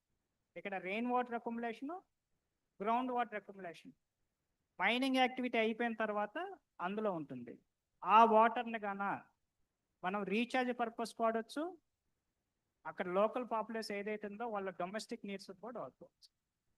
Okay, that is called conversion of residual mine voids into quick lake. సైంటిఫిక్గా ఒక నువ్వు ఎప్పుడైనా థీసిస్ సబ్మిట్ చేయాలంటే దాని సైంటిఫిక్ టర్మినాలజీ ఇవ్వాలి, కాబట్టి దాన్ని ఏమంటుంది, conversion of mine voids into quick lake. Clear? Quick lake ఈ మైన్ ని పిట్ అంటాము, వాటర్ తో ఫిల్ అయింది కాబట్టి లేక్ అంటాం. అంతే, that's it. The technical term is called pit lake. Clear? So ఈ పిట్ లేక్ కింద కన్వర్ట్ చేసిన తర్వాత ఆ వాటర్ని ఇలా డొమెస్టిక్కి, ఇరిగేషన్కి, టౌన్షిప్ సప్లైకి, ఇలా వేరియస్ పర్పసెస్ వాడుకోవచ్చు. దాంతో పాటుగా ఇక్కడ పిట్ లేక్ ఒకసారి ఎక్కడైనా సరే, ఇక్కడ హిమత్ సాగర్, హుస్సేన్ సాగర్ ఇవన్నీ ఉన్నాయి. 111 మీకు ఐడియా ఉంది కదా, ఇదంతా కూడా ఇక్కడ ఎక్కువ డెవలప్మెంట్ అలౌడ్ లేదు. హెచ్ఎండిఏ నామ్స్ ఒకసారి చెక్ చేసుకుంటే ఇక్కడ లేదు, అలౌడ్ లేదు. ఎందుకు? రీజన్ ఏంటంటే బికాస్ ఆఫ్ దీస్ 2 రిజర్వాయర్స్. ఒకసారి మీరు చెక్ చేసుకోండి ఎందుకు అలౌడ్ లేదు ఈ ఏరియాలో డెవలప్మెంట్కి అంటే, ఒకసారి mainly because of the eco restoration process, ecological activity. Ecological activity ఎందుకు? ఈ 2 రిజర్వాయర్ నుంచి ఇక్కడ గ్రౌండ్ వాటర్ అనేది రీఛార్జ్ అవుతుంది. ఇక్కడ ర్యాంపెంట్ ఆర్గనైజేషన్ వచ్చింది లేదా డెవలప్మెంట్ వచ్చింది, వస్తే ఏమవుతుంది? ఇన్ఫిల్ట్రేషన్ అనేది తగ్గిపోతుంది, రైట్? ఇన్ఫిల్ట్రేషన్ తగ్గిపోవటం ఒక పాయింట్. రెండో పాయింట్ ఏమవుతుంది? పాపులేషన్ డెన్సిటీ పెరిగితే కన్జంప్షన్ ప్యాటర్న్ పెరుగుతుంది, ఆటోమేటిక్గా గ్రౌండ్ వాటర్ లెవెల్స్ డిప్లీట్ అవుతాయి. సో ఆ పాయింట్ ఆఫ్ వ్యూలో ఈ 2 రిజర్వాయర్స్ ఎంటైర్ సిటీకి వాటర్ సప్లై చేస్తాయి, right? So to safeguard these 2 reservoirs, the government of Telangana has taken decision with the 111 GO, right? So since you are sitting in this region, you can work out on one particular project, how you can make a proposal for this particular ecology of this Communit Sagar and Hussain Sagar. So you can work out on wherever you are sitting, you can make a proposal on that particular project also. Since you are in second year or third year, you go and discuss with your professor and you make a proposal how you can make a scientific study in this particular region. You are fortunate enough, you are sitting in the already lush green area, and you can make a proposal how actually these 2 reservoirs are recharging groundwater and how the groundwater table is behaving in this area. And if at all, by using some satellite and statistics, if this has been, perished completely because of the civilization, you can do some prediction analysis also. If this lake, these 2 lakes are being completely devastated, then what would be the scenario on the groundwater? That kind of approach you can think of also. So you can make proposal to the government of Telangana how effectively you can protect these 2 reservoirs. Clear? ఇది చూడండి, mining activity అయిపోయింది. Mining activity అయిపోయిన తర్వాత ఎక్కడైనా residual voids ని just అలా casual వదిలేయలేదు. That residual void is been filled with the water. Now it is acting as a artificial lake. Clear? It is an artificial lake that is recharging the groundwater and supplying water to the local farm. Okay, and this is another example of the pit lake. And you see here, the abundant mine void that is called residual mine void has been converted into pit lake, and they have converted in the reclaimed area into ecotourism park. Mining activity అయిపోయిన తర్వాత కొంత పోర్షన్ని ఈ మట్టి ఏదైతే తెస్తామో దాంతో back filling అంటాం. దాన్ని ఆ బ్యాక్ ఫిల్లింగ్ని ప్లాంటేషన్తో చేస్తే దాన్ని బయోలాజికల్ రిక్లమేషన్ అంటాం, రైట్? సో ఒక మైన్ తీసుకొని సగం వరకు బయోలాజికల్ రిక్లమేషన్ చేసేసి రిమైనింగ్ వాయిడ్ ఏదైతే ఉందో దాన్ని వాటర్తో ఫిల్ చేస్తే దాన్ని ఆ రిక్లమేషన్ చేసిన పోర్షన్ని ఈకోటూరిజం పర్పస్ వాడుతున్నారు. ప్లస్ వాటర్ వాయిడ్ ఏదైతే వాయిడ్ని వాటర్తో ఫిల్ చేశారో దాన్ని లేక్ కింద కన్వర్ట్ చేశారు. So the mine that what you are thinking boon that become bane here, what you think bane that become boon also. You can see here the 50% of the area has been converted into ecotourism park, and the 50% has been converted into lake. So when you happen to this particular place, you won't notice you are that is the place where once upon a time mining activity took place, unless someone tells you this is the area where coal mining activity took place. Otherwise, you feel like you come to some natural lake. So that is how you have to think. So this particular example, why I'm saying, this is an example from the Chhattisgarh. So I was practically happened to this particular project. I was happy that I was involved in this particular project. And this is an example from the Nai Valley. I said three things. Coal mining, when you speak about the coal mining India, for Telangana, it is Singareni. For across India, it is Coal India Limited. And Tamil Nadu, it is Nai Valley. So we have seen examples from Singareni and the across India, that is from the Coal India. And we have seen an example of water supply to the Chennai Metropolitan from the Nai Valley. And another example, you see here, can you imagine if I don't say this is the mine, you won't recognize also. ఈ figure చూపించి మీకు ఈ image చూపించి మీరు identify చేయమంటే మీరు identify చేయలేరు ఇది మైనింగ్ అని. ఇదంతా కూడా mine, once of an time ఇదంతా కూడా మైన్. ఈ మైన్ అంతా కూడా చూసి there is a lush green. This is called biological recognition. This is called pit lake. This is called eco restoration. So as a planner, as a civil engineer, you have to think in such a way for the betterment of the industry, for the betterment of the mining sector. Okay. This is a case study from South Africa. South Africa, there is a huge void that is filled with the water, and this is supplying water to the Cape Town. So this is, earlier you see, I was talking about the coal mine. This is a diamond mine. Any mine, you take gold mine, copper mine, iron mine, a diamond mine, it creates the void. But how effectively you can translate that void into water resource, that depends upon the civil engineer, environmental engineer, and hydrogeologist. Clear? Being environmental and civil engineer, you have the key role in translating these voids into water resources. Yeah. This is an example from the Germany. And coming to the commercial aspect, so far we have spoke a lot about the how actually you can recharge the water, how actually I can, gainfully utilize the treated mine water and all, that's fine. Now you say, I wanted to earn money out of these mine voids. You may be having this some question in your mind, how effectively I can earn money out of this water. That moment, you have to think innovatively. Then you think, you will find the solution like this. See, this is the fish culture. In the mine void, we happen to the east and west Godavari, what is happening? They are translating the farmland into fish culture. But here, you have the mine, you have enough the water resource, and within the mine also, you can go for the fish culture. So this is an example from the Bisrampur of the Chhattisgarh. And think more innovatively, like here, if you happen to this particular place, there are so many resorts. Even in the mine also, you can have the resort like this. You see, this is called floating resort. This is called floating restaurant. It's once upon a time, it was mine and filled with water, over which we are having the floating restaurant. So this thing is connected with the social activity. What happened after cessation of the mining activity, and many people are affected because of the mining activity.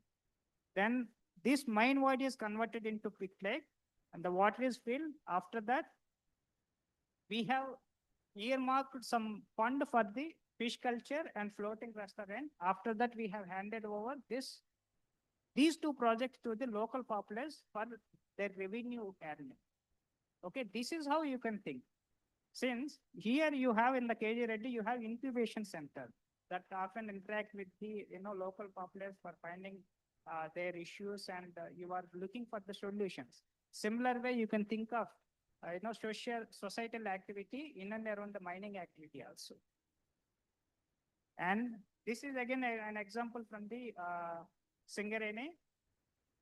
From the geothermal energy, they are getting the electricity. And a bit technology advancement, if I say. So far we have discussed the utilization of the water, floating restaurant, supplying water to the municipality, but you are a step ahead of this particular activity. When you are entering into the research like MTech or PhD, there you have to think a level up. In that case, how effectively you can use these mine voids for the energy production. Like this is called PSP, pump storage, project. So this pump storage project, what actually happened, in mining activity, you have water body, you have overburden dump. By using this storage water, you can uplift this water to the elevated area. From there, by gravity, you can move the turbines. You can generate the electricity. Then you can ask the question, I'm lifting the water and leaving the water at the elevated area. Then while lifting the water also, I need so much of electricity. You may be having this question, right? So the content of PSP is that during heavy summer, peak summer time, night time, there is a huge consumption of electricity, right? Why? Because of the utilization of the ACs, and more consumption is there during the night time. So during the daytime, you lift the water to the elevated portion. Nighttime, you release, automatically it will get the electricity generation. The surplus electricity that is there in the daytime, you will be using for the energy generation during the peak time. This is an additional source that generates the electricity, by which we can, supply to the grids, power grids. Okay, this is how you have to innovatively think, how you can, translate the waste to the energy. This is called circular economy. The technical term is called circular economy, right? From waste to energy you are getting. This is called circular economy, right? So I'm about to conclude. And this is an example, practical example. And with this, I'm concluding this session. Thank you all for the patient hearing. If you have any doubt, you can ask. In Telugu or English, whatever you feel comfortable, you speak. Okay? Yeah, thank you.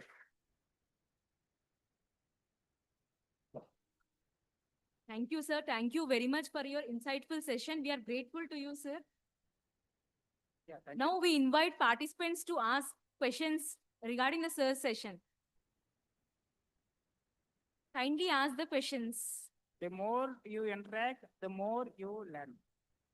Okay? You come forward and interact, you will learn more. That will help for your future also. Later on, you will be facing group discussion, followed by you will be facing the personal interview. For that, you be prepared by today itself. Yeah, come on. Any questions from participants? You want to get any clarifications from the sir's session? He is asking some question. Yeah, please. Please, you can stand and you can ask. Shall I come there? You can come here and also you can ask.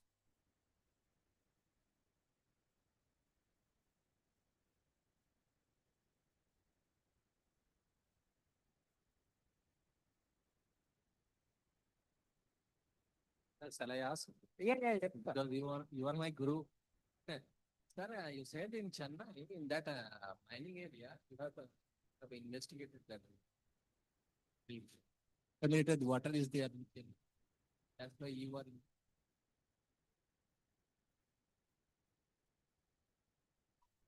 Yeah, right, sir. And sir,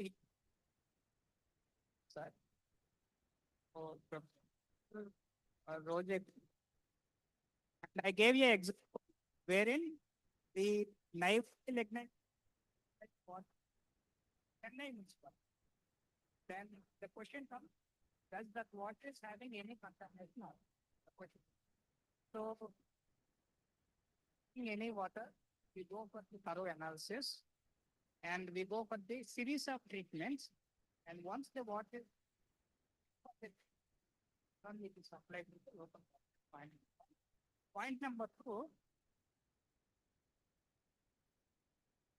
in the next, the aquifer automatically water will come out of that particular activity. That is called artesian filtration. Confined. Artesian.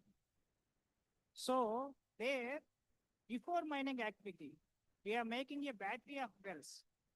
Battery of wells with the capacity of you can 20 that fitted with the 20,000 GP. Likewise, they are having six of the wells, that is called battery of the wells, and they are dewatering, that's called depressurization of.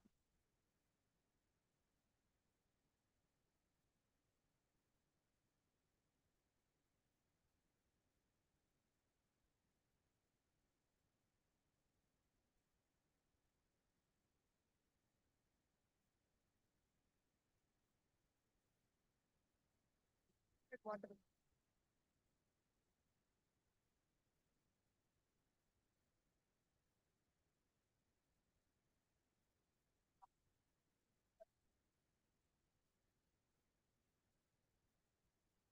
This would have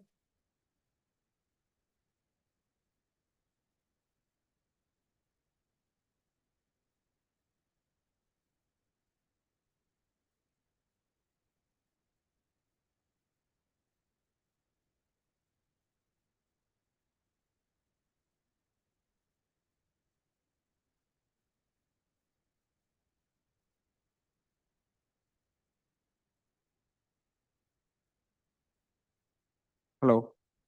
Hello. Check, check. Singareni, the water.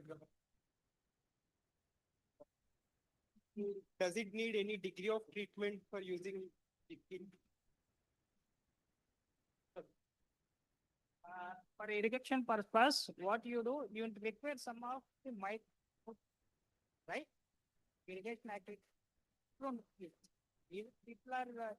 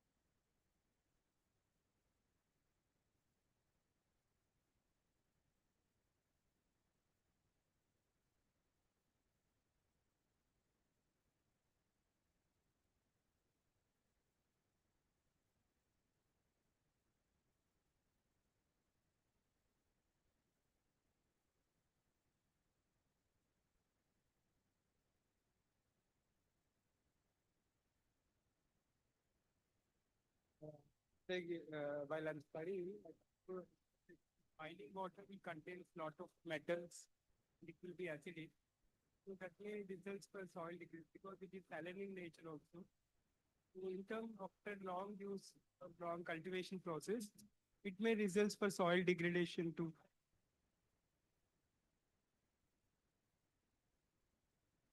Check. Hello. Hello.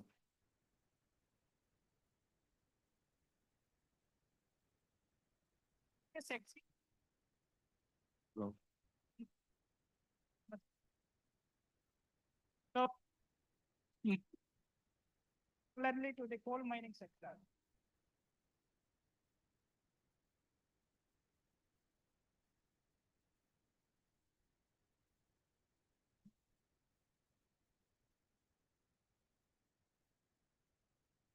Does it fine? Yeah. So when it comes to the coal mine, if you take the base metals like iron, copper, zinc, and the gold or some other metals mining, there the tailing pond, tail ponds water, they are having excessive amount of potentially toxic trace elements. They are called heavy metal. Now the term heavy metal is obsolete. That's why I'm calling it as a potentially toxic trace elements. So when it comes to the base metal mining, definitely water is having excessive amount of the trace constituents. When it comes to the coal mine, you won't find that kind of trace constituents in the water. That is main logic. And second thing, if you check the TDS value, If you check the TDS value generally it goes up to 200 mg per L, not more than 500. Therefore, the salt content is absolutely fine in the mine water when it comes to the coal mine. So this assessment prior to supplying water to the irrigation purpose, this assessment you have to do and you have to take a call on that. Clear, sir? Any queries more?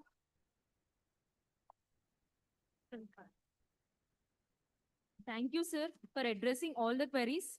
Now, I request all the participants to join for tea. We now have some refreshments. Hello, hello, hello.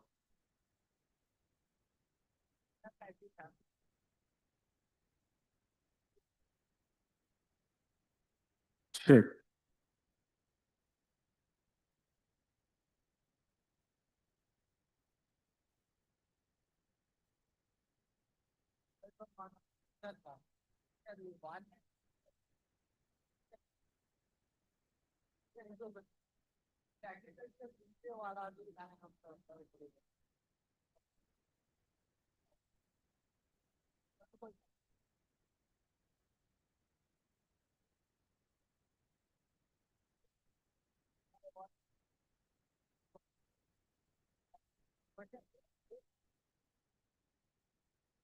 So question number 1. Agriculture activity లో ఇది paddy water కాలం maintain చేస్తారు, right? Water కాలం maintain చేసినప్పుడు definite అది infiltrate అవుతుంది, దాని తర్వాత percolate అవుతుంది. Soil చేస్తేనే పర్కులేట్ అవుతుంది.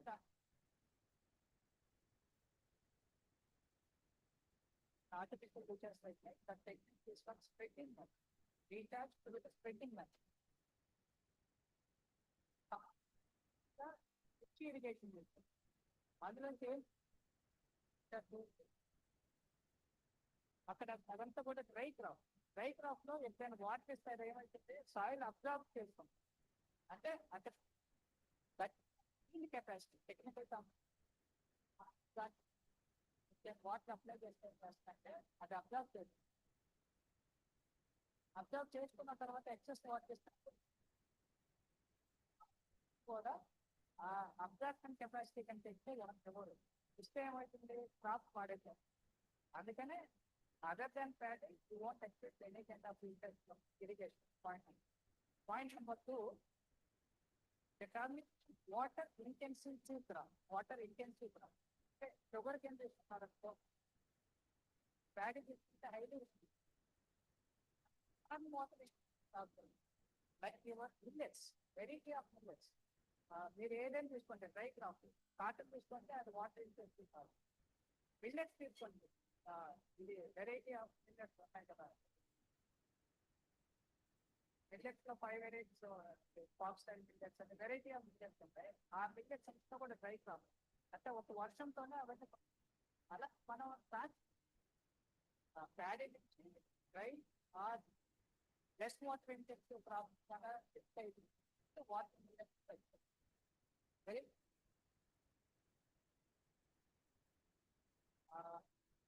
అక్కడ అంటే ఏం చేస్తుంది, నువ్వు వాటర్ ఇంటెన్సివ్ క్రాప్ అయితే నాన్ వాటర్ ఇంటెన్సివ్ క్రాప్ అయితే నీకు మాకు ఎక్సెప్ట్ చేస్తాము అంటే అప్పుడు దట్ ఈస్ హౌ ఇండైరెక్ట్ వాటి పరిస్థితి 2.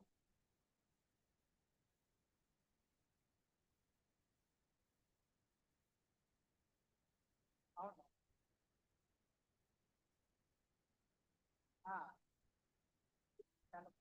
అవుతుంది కదా. ఇప్పుడు నేను వాటర్ ప్యాడీ వాడుతున్నాను, దాంతో రీఛార్జ్ అవుతుంది కదా, అప్పుడు నేను ఎంతైనా వస్తాను వచ్చి బ్లాక్ అనేది కొట్టి. ఇప్పుడు 100 లీటర్ వాటర్ తీసుకున్నాను ప్యాడీ, 100 లీటర్లో స్ప్రెడ్డింగ్ మెథడ్ అంటారు recharge. Only 25% recharge subsurface and the rest 75% is going to evapotranspiration losses. అంటే 100 లీటర్లు తీసుకుంటే 25 లీటర్లు రీఛార్జ్ చేస్తున్నావు, 75 లీటర్లు ఏమవుతుంది, ఎవాపరేట్ అవుతుంది.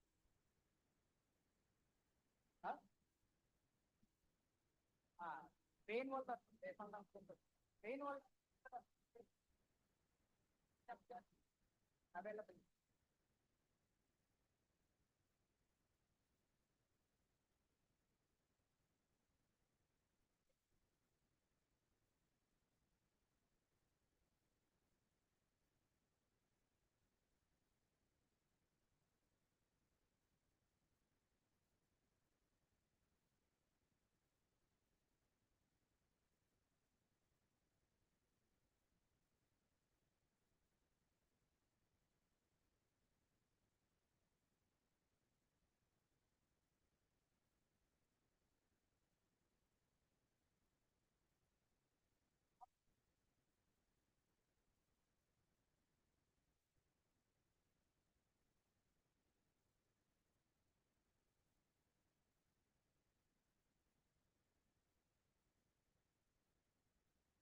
Any more queries?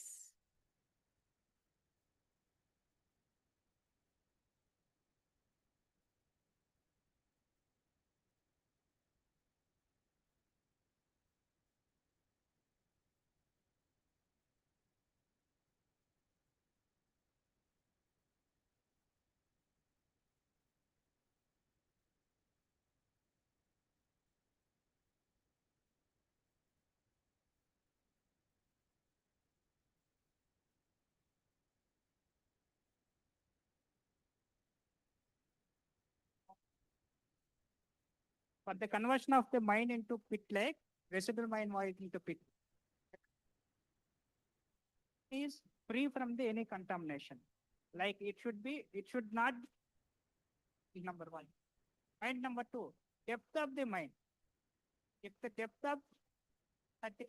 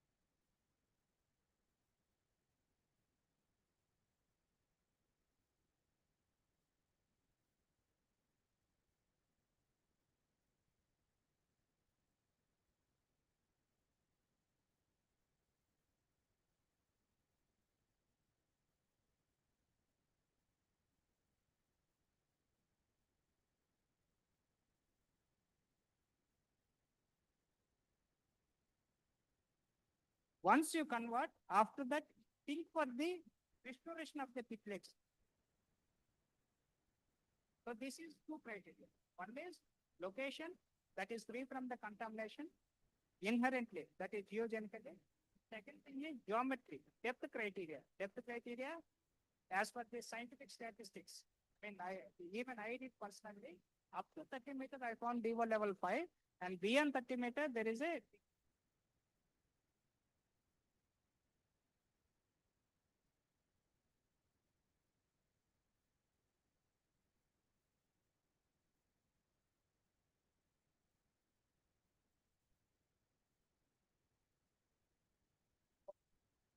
yeah, fine. Yeah, we can proceed. Thank you, sir. We shall again reassemble at 11:50 a.m. for the keynote session 2. We shall have some break.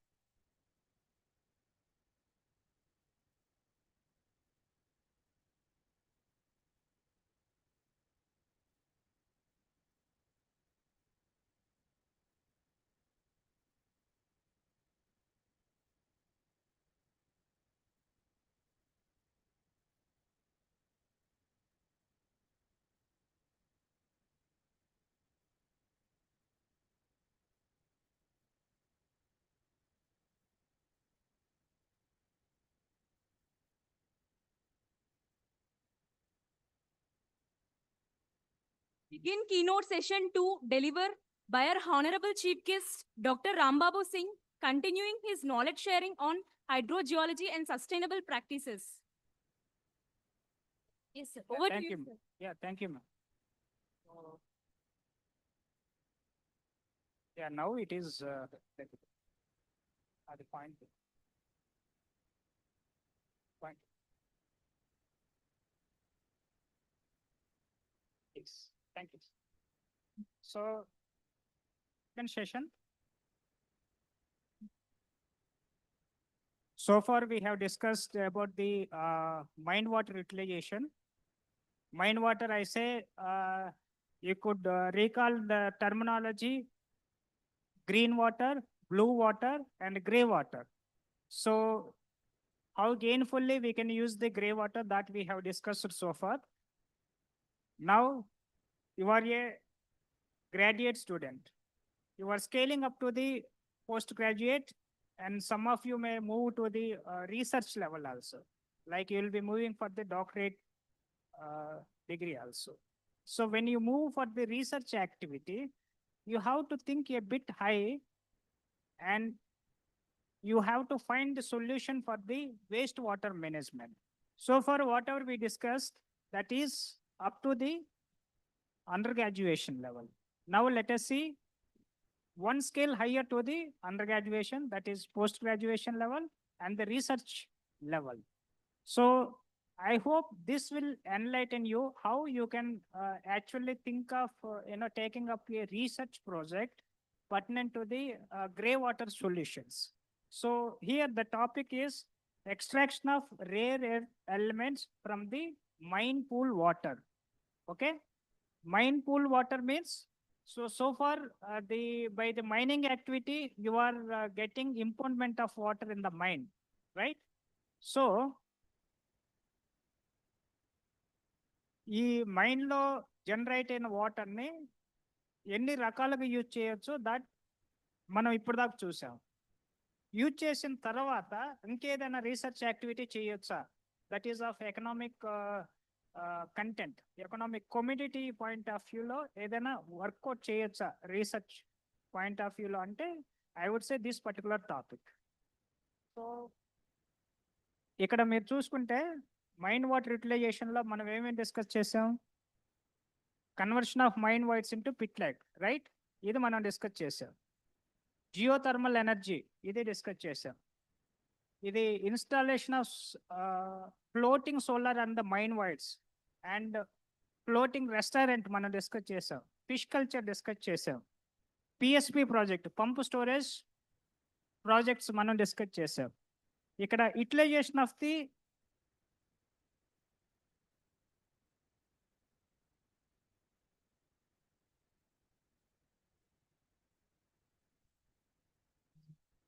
across the world.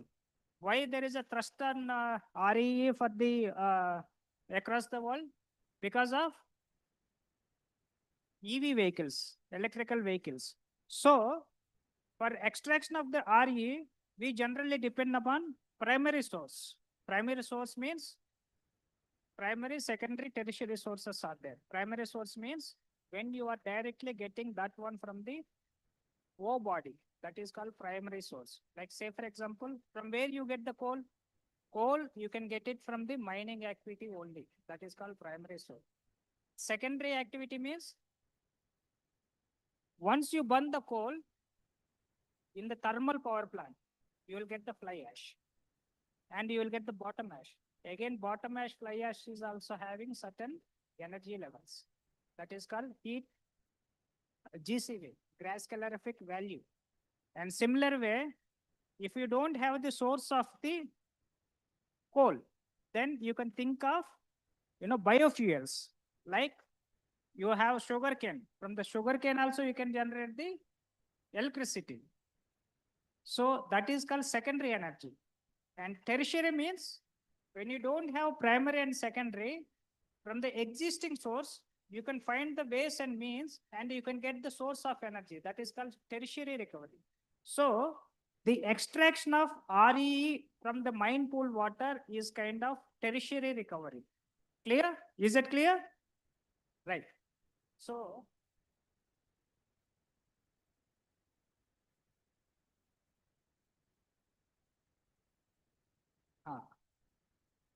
So I'm saying primary source, secondary source. Primary source means mining operations focused on REE rich ores.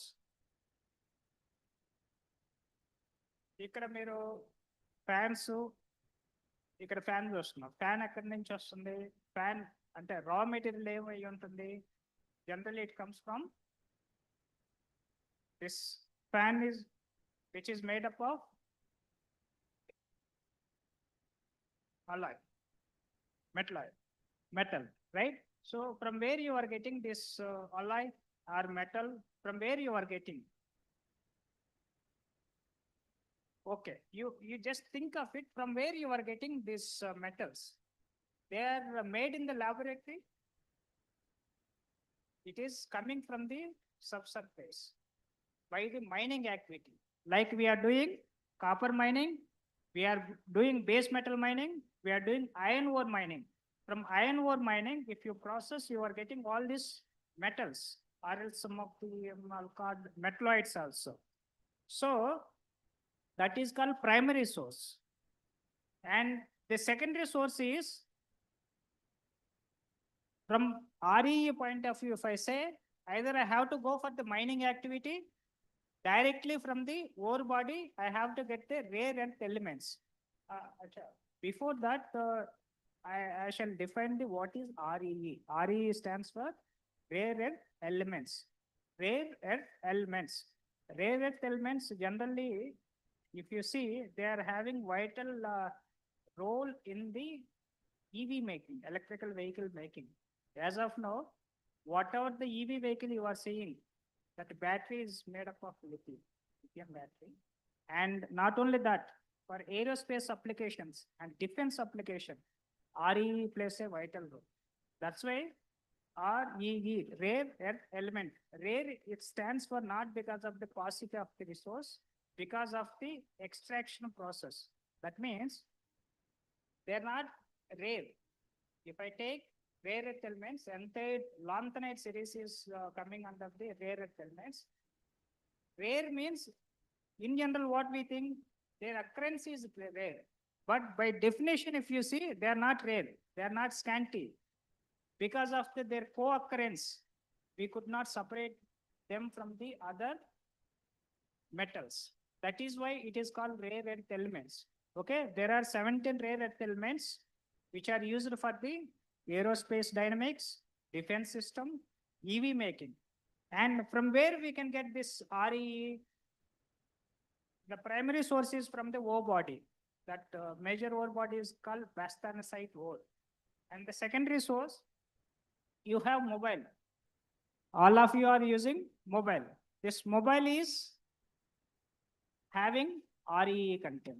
This display and battery, everything is composed of REE. So if I recycle this one, I will get REE. And your laptop, from electronical goods, if you do the recycling, you will get the REE. So that is called secondary. And what about the tertiary? I'm saying, when I do mining activity, the water is getting interacted with the ore body. So when it gets interact with the ore body, it assimilates the some of the metal contents into the water. So if I keep on work out to extract these REs from the water, it is called extraction of RE from the mine pool water. So I'm not targeting the primary source, I'm not targeting the secondary source. I'm targeting this something else which has been dissolved in the water by some innovative technology. That's why it is called tertiary recovery. Clear? So we are targeting the mine pool water for the extraction of REE. It is very interesting topic. So if you see here, the primary source, secondary source, mine discharge water, we are planning for the extraction of REE, right? So this is the periodic table. You can see what are the rare earth elements. Entire lanthanide series plus scandium and yttrium. The total 17 elements are called REE, rare earth elements. Apart from this REE, this platinum group and some of the platinum group metals, they are also having vital role in defense system. So The country which is having the platinum group of metals as well as the rare earth element, we can call them as a powerful country. If you talk about the global statistics, why China is most powerful after the USA? Because of the resource of the REE, rare earth elements. China is the topmost country to produce REE. China is supplying REE to all, all countries across the world. And after USA, okay, if you have this kind of resource with you, automatically you will get name and fame.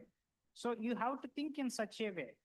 And if country is having this RE resources, country will get the weightage. Similar way, being student of civil engineer or environmental engineer or water resource engineer, if you work or if you come up with some research topic on REA, you will be having an weightage. So you think in such a way, rather than confining yourself to the utilization of the water, like for the irrigation industry, that is good. Grassroots level, that is fine.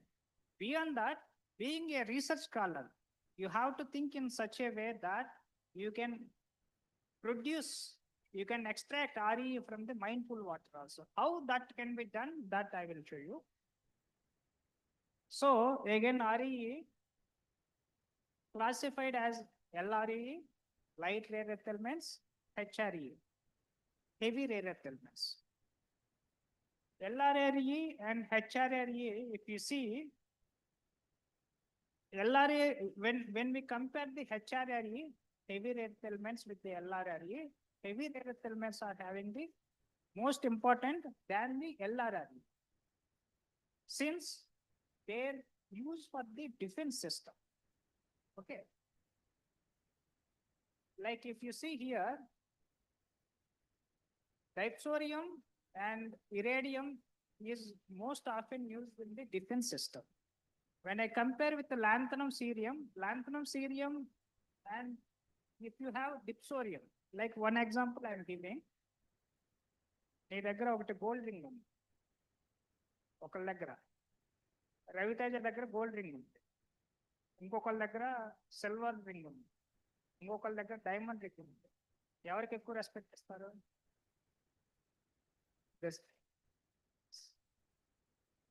Similar way rare earth లో కూడా light rare earth elements ఉన్నాయి, heavy rare earth elements. ఇప్పుడు మనం లక్కీగా analysis చేసినప్పుడు వాటర్లో హెచ్ఆర్ఈలో highest weightage ఉన్నటువంటి ఎలిమెంట్ కానీ ఉంటే, తక్కువ కాన్సన్ట్రేషన్ ఉన్నా కానీ మనం we can go for the extraction. That is how you have to think. That is called this aspect what we are thinking. Silver, gold and diamond, what aspect is there in that? Economics. That is called economic aspect. Okay. And economic viability of extraction of RE plays a crucial role. Say for example, in water, you find lanthanum of 300 ppm. In water, you find lanthanum of 300 ppm. In the same water, you find dipsorium of 100 ppm only. But you plan to extract the dipsorium, even it is less than 100 ppm, since it is having that weightage, right? Clear? So this is called economical viability of the source. This is how we have to look into the feasibility point of view also. The one thing, conducting research for the extraction of RE, one point, and second thing, economic viability of the project also, you have to give the statement. You see here, the smartphone that you are carrying with you, some of them are using smartphone, they are looking at the screens, and that screen is made up of, you can see here, your touch screen is made up of iron. And you see, your battery is made up of lithium, cobalt, and nickel. Your casing is made up of nickel and magnesium. And this is how the entire mobile is composed of RE and some of the platinum group of elements. That is how you can see the importance of the RE in your day-to-day life. And when it comes to the defense system, like say for example, recently we had a big war with the Pakistan. We were using S-400 and some of the BrahMos, domestic missiles we were using. All those missiles were made up of REE. REE plays a vital role in the defensive and explosive system. And when you start doing war with some other country, and you have the capacity to fight with some other country for 40 days. After that, if you don't have the primary source, what will happen? You have to depend on some other country, right? And that moment, because of the diplomacy, that country not providing you that REE to you, then what will happen? You have to surrender yourself to the other country. To overcome all this, you should have this REE resources with you. That's why Government of India pushing hard in this thrust area. So across all academic institutes, they are doing a lot of research on tracing the REE content in the primary source, secondary source, as well as the tertiary source. Okay. And see, this is the application, wind turbines, your electrical cars, like you take the monitors, mobiles, everything. This is the composition that is used for the making of all this. This is called application point of view. Okay. See, generally, when I don't know the application, I don't know the value of the certain thing, right? So these are the worldwide statistics. If you see, China, highest resource having. I mean, China holds the highest resource amongst all countries, if 55 million tons of the REE content after USA. Okay. And this is the global production statistics. Like China, after China, Australia is doing highest production. But USA, though it is having the second position, but it is in the third position for the production point of view. Okay. You can see here, China is the topmost producer of REE across the world after Australia and then USA. So these are the commodities which are related to the REE and platinum group of metals. So when I say REE, you don't need to concentrate about the 17 elements, because behind that 17 elements, you can think of a platinum group also. They are also having the equal importance. Like say, for example, you have diamond ring, you have gold ring. It doesn't mean that when you have the diamond ring, you don't require the gold ring, isn't it? So similar way, we have the equal importance of both REE and platinum group of elements.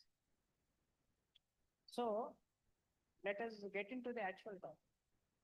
ఇవన్నీ కూడా ఇప్పుడు దాకా మనం మాట్లాడినంతా అసలు ఈ REE యొక్క importance ఏంటి, వాటి అప్లికేషన్ ఏంటి, వాటిని ఎలా ఎక్స్ట్రాక్ట్ చేయొచ్చు, అవి ఇండియన్ ఎకనామీలో ఎలా రోల్ ప్లే చేస్తుంది, డిఫెన్స్ సిస్టంలో ఎలా రోల్ ప్లే చేస్తుంది, దాని గురించి డిస్కస్ చేసాం. దాని తర్వాత ఈ REE మైన్ వాటర్లోంచి ఎలా తీయాలి అంటే, సింగరేణిలో 43 మైన్స్ ఉన్నాయి. ప్రతి మైన్కి వెళ్ళి వాటర్ శాంపిల్ కలెక్ట్ చేసి అనాలిసిస్ చేయాలంటే అవ్వదు. That is not an wise decision. So how to optimise the localities that can be taken up for the REE extraction. So that optimization can be done with certain techniques. Like here I am saying high sulfur content coal. అంటే కోల్లో sulphur content ఎక్కువ ఉండుంటే ఆ coal అనేది that is highly suitable for the REE extraction. So the coal which is having high sulfur content is more suitable for the REE extraction. And when it comes to the water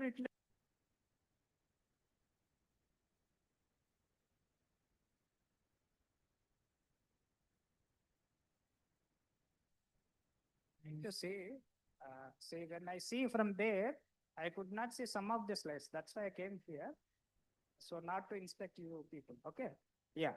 So yeah, it is legible, right? So the coal with high sulfur content is more suitable for the RE extraction, right? If the coal with low sulfur content is highly suitable for drinking, domestic, and irrigation purpose, right?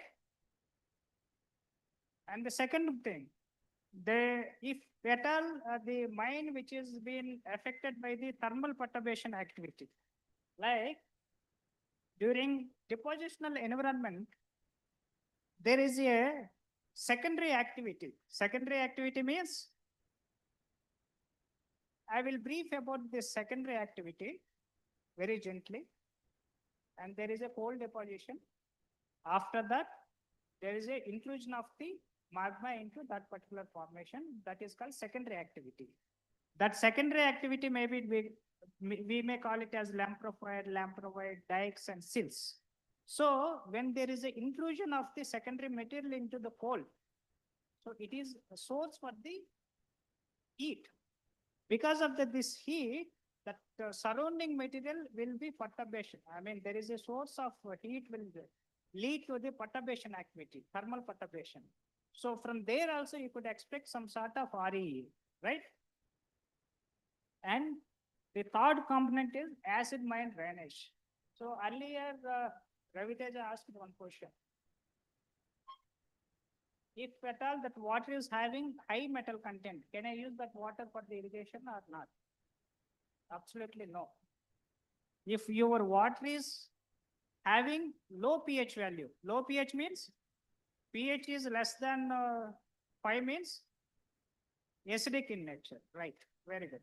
So if water is acidic and TDS is more than 500 mg per L, right? Sulfur content is high.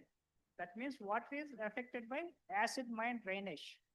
And that water you should not use for the drinking, domestic, and irrigation purpose, right? Now the question comes. The project proponent, that is mine authority, came to you and you imagine yourself as a research scholar, and I'm coming to you and I'm asking you this question. My mine water is having acidic in nature, high sulfur content, and high TDS value. Can you suggest how this water can be gainfully utilized for the various uses? Then that moment, you have to make a checklist and you will be checking the water is not suitable for drinking, domestic, and irrigation. Then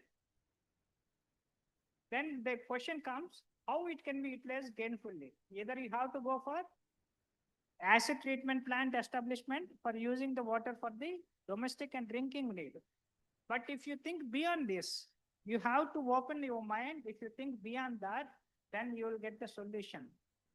And the water that you are thinking, which is waste, from waste you can get the economy. That AMD water is highly suitable for RE extraction, where you are thinking that AMD influenced water is, it's a pain for you, but that is basically boon for you. Okay, you have to think in such a way. And we often see some of the students, especially backbenchers, we often see, we often have the perception. The first bench students is meritorious candidate, he will excel in his career. But I often see the last bench students excel in their career, but far better than the first bench students. Similar way, you correlate with the acid mine drainage water. Acid mine drainage water is not suitable for the drinking and domestic purpose. If you think in different way, this water can be used for the RE extraction, right? Isn't it? And that optimization, how we can do that optimization? By using different plots, we can do the optimization. Like here, you see, I made a plot of, this is covariant plot of pH versus all the metal content load. So this is called Kebe plot. From here, I see some of the mines are having low pH and high metal content. So in Singareni, I have 40 number of the mines. I'm having pH value and I'm having the metal load value. After making this plot, I can come to know which are the mines that can be picked for the RE extraction, right? By doing or invoking some of the research methods, you can do the optimization of the stations for RE extraction.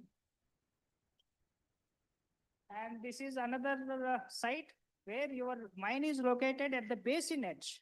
Basin edge means, like you imagine this is a basin, entire conference room.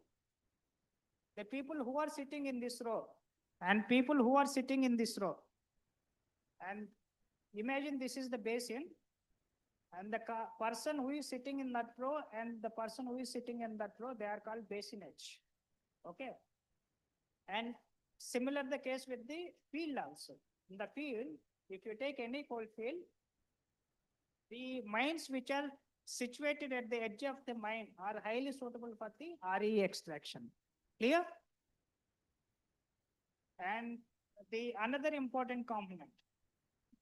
If the coal mine, which is surrounded with the high aluminum silicate content, then that is also highly suitable for the RE extraction, like kaolin and illite. If coal surrounded by the kaolin and illite, obviously we can expect some sort of power. Okay. Now the question comes, you have identified the location. So far what we have discussed importance of RE and its application, and after that optimization of the location for the RE, right? So now the question comes, you wanted to take up your project with the Singareni. You are in the 4th year, you are doing the research activity, right? So you are keen to take up the research activity. So when you are keen to take up the research project, you wanted to know what is the methodology for taking up this project, right? So that moment, what you have to do, you have to collect the sample from the face sum and mine sum. After that, that has to be analyzed with the ICP-MS, inductively coupled plasma mass spectrometer. Once you load this sample, water sample into the inductively coupled plasma mass spectrometry, it will give the entire RE content as well as the potentially toxic trace elements analysis. And from there, you can identify what is the RE content in the mine water. If RE content is exceptionally high, then you can go for the extraction of the RE, right? And coming to the market dynamics, what is the general threshold for extraction of the RE from the mine water?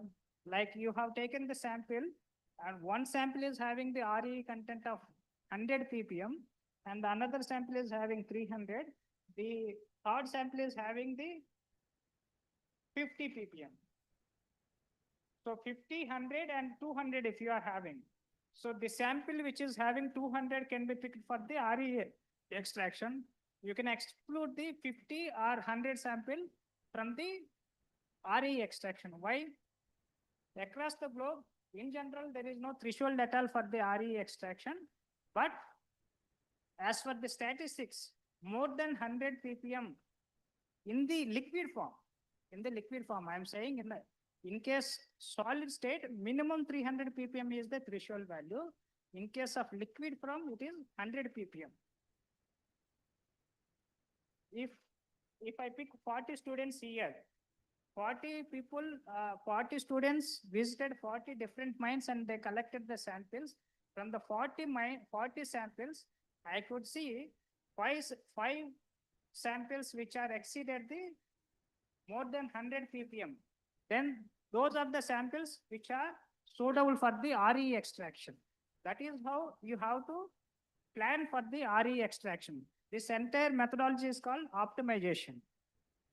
And economical viability of the project. Economic viability, if you say, I said neodymium, dysprosium, amongst all REs, HRE, neodymium, ND and DY, dysprosium. So ND and DY are having the high economic value when we compare with the other REs.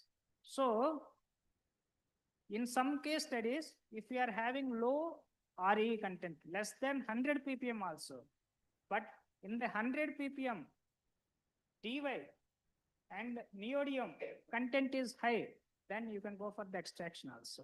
That is called economic viability of the project. Okay, so You have identified the location. You came to know there is a RE content in the water. Now the question comes, you wanted to extract the RE. Then how to extract the RE? That RE can be extracted by 3 different methods.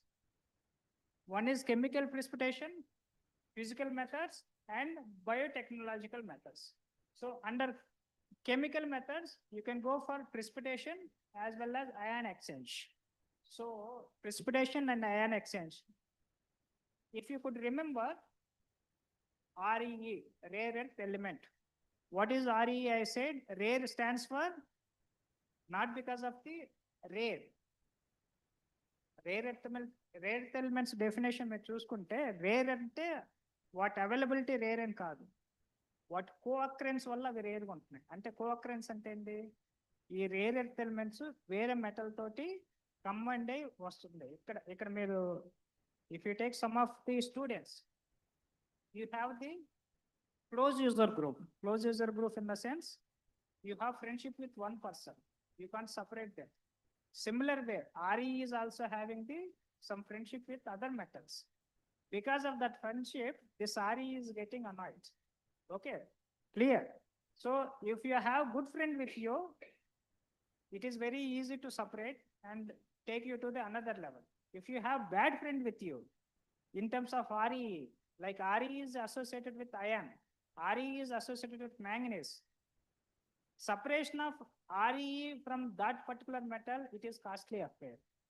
Because of that co-occurrence and separation technique, the RE is making rare.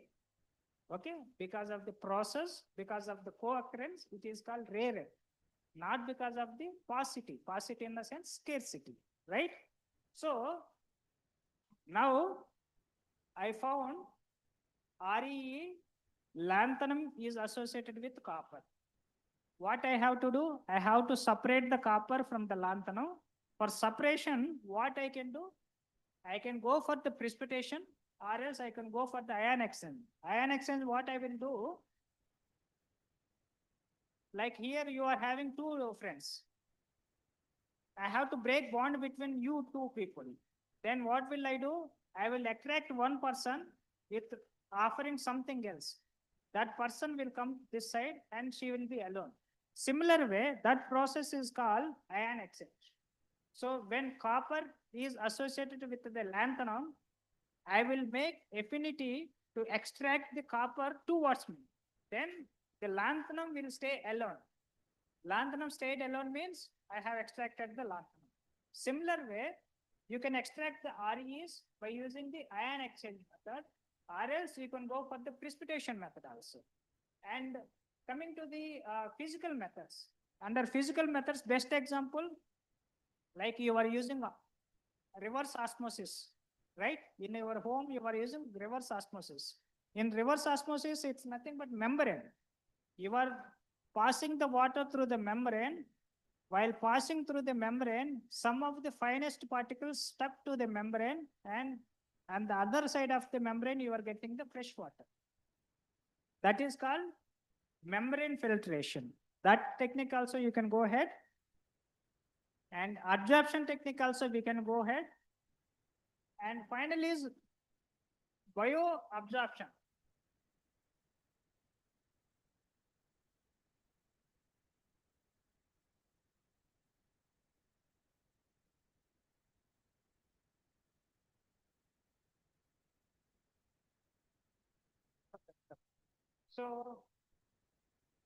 So under biotechnological methods, you can go for the leachate technique also. Like you have found, this is very crucial. Like say for example, you have a మీకు ఒక best example ఇస్తాను. Nagarjuna Sagar reservoir పక్కన hills ఉన్నాయి. ఆ హిల్స్లో uranium deposits ఉన్నాయి.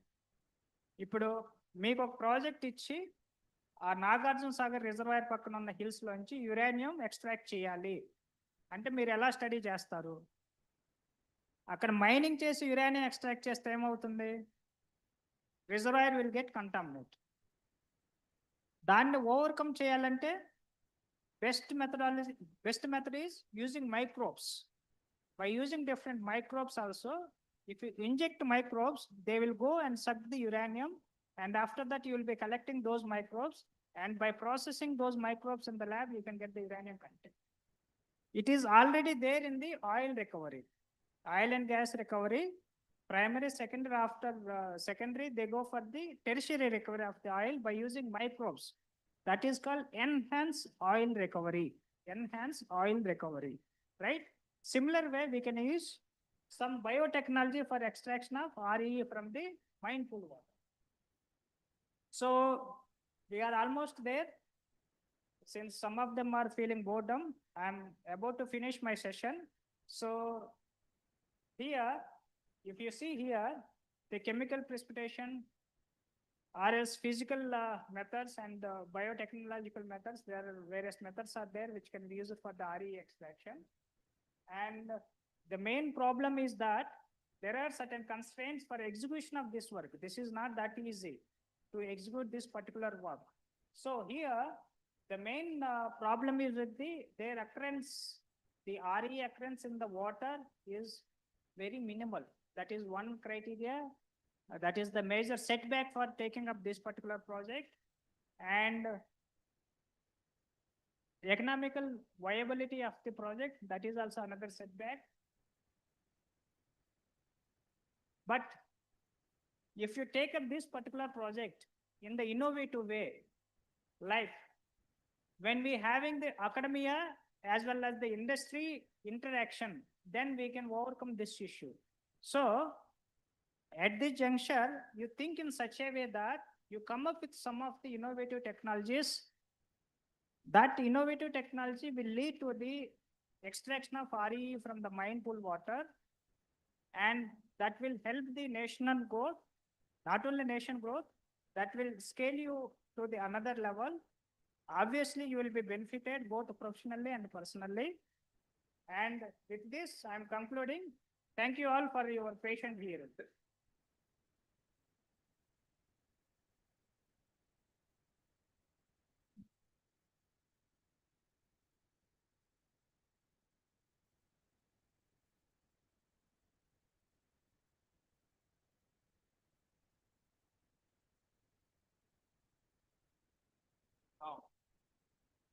Thank you, sir. We are grateful to you, sir. Thank you for such an enlightening session, and you have provided such a brief and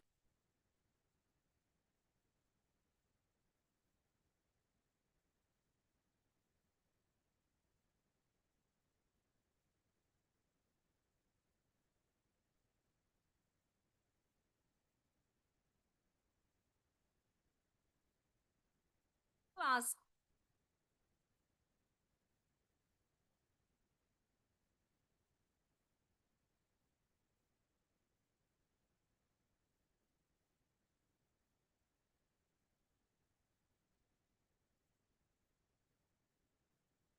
Yeah. Yeah, that group is, they're very much involved in this topic. They are discussing about the topic. It's better if you disclose. I will also join in that discussion. Okay, okay. Without time. Yeah, any question from this side?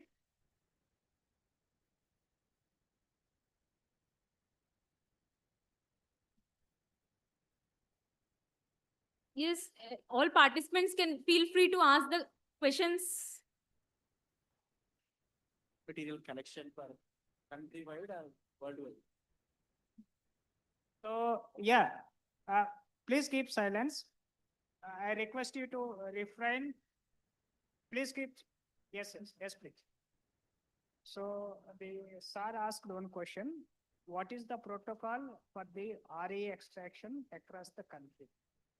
So Ministry of Mines has set a protocol for the exploration of the RE, first thing. And for the extraction of the RE, there is no protocol at all. But that being researcher, you have to set the protocol. Protocol in the sense you do the research, you come up with some technique, and you go for the patent. And once you get the patent, that can be handed over to the government of India for the RE extraction. But for the exploration point of view, the Ministry of Mines set the protocol. So IBM is also one of the key member in setting the. So that is the thing. So I would like to see some of the questions from this side and this side. If you are having any question, you are free to ask me. If you don't have any question, that's fine. Yeah.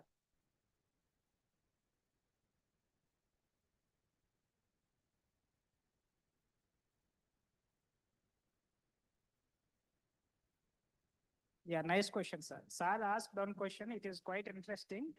You said some of the RERs explosive. Then we are using lithium in the battery. Then shall I use EV vehicle or not? That is the question. So I say you guys also explosive. But if you've been channelized in proper way, you will be in the proper level. Similar way, the lithium, in which state it is, that is very important, sir. Whether it is in the volatile state or it in the static state. So we have to incorporate that lithium in the battery in such a way that it won't act as a volatile state. So the only thing is that the affinity, how you are going to fix that affinity, that matters. It is having that property, but it has been pre-decided. It has to work for this particular activity only. That's why it is interlinked with that particular chains. Clear, sir? If at all I have to use same lithium for the explosive, then I'll be fixing the electrode configuration in such a way that it will blast. Right, sir? Yeah. Sir, as you mentioned that rare earth element, the name given not depends on the availability. It is, but it depends on the extraction process is very complexity and costly. So how much quantity in our country we have that type of 17 elements? Is it sufficient quantity or? So it's a good question. If you take the definition of REE, rare stands for because of the complexity in the extraction of the REE from the other co-occurrence metals. When you take the resource statistics, China holds top, after that USA, after Canada, USA, but even India is also having the resources. Like, if I'm not mistaken, around we are having 5 million ton of the RE resources we are having, whereas China is having 50 million ton of the RE. So that is the ratio we are having. So we have the resource. Apart from that primary, we have second resource also. Like whatever the EV we are having, that if I do the recycling, that will serve the next 5 years, 10 years. So again, this 5 years, whatever the EV is there, again, I have to go for the recycling. So primary source we have as a Bastanasite ore body, and secondary source, already it is there in the market as in the form of smartphones and laptops and all that can be recycled.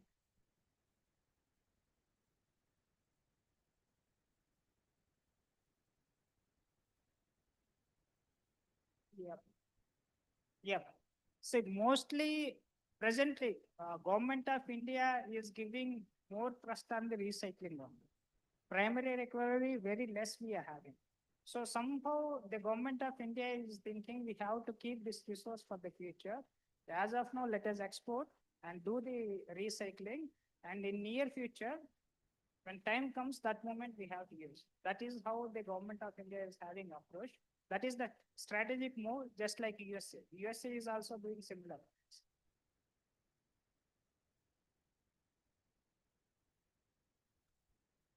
As we are from civil engineering background, and any of these rarest extracted metals can be used as a construction material. Sir, can you use diamond and this one? If I say, if you wanted to have tiffin in the gold plate, is it affordable for us? No.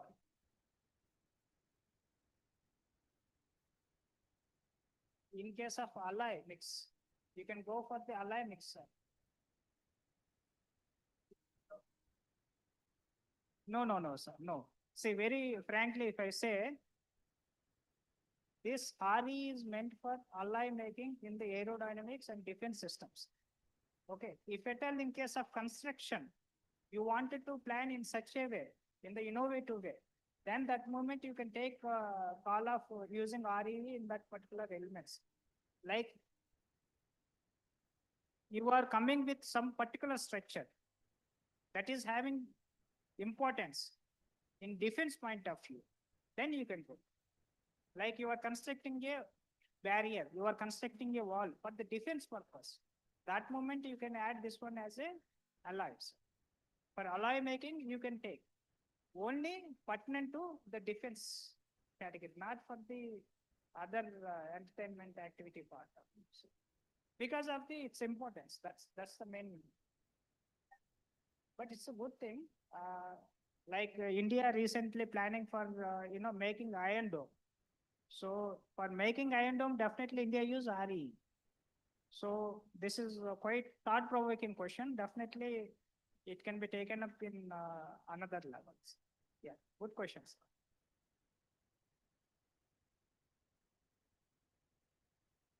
Yeah. Yes, if any queries more? In oceans, there is any RE material elements in ocean water. In ocean water, is there RE? Yes. Yeah, this is another level of question. And so far I am talking about the RE extraction from the mine pool water. From the mines, how we can extract the RE.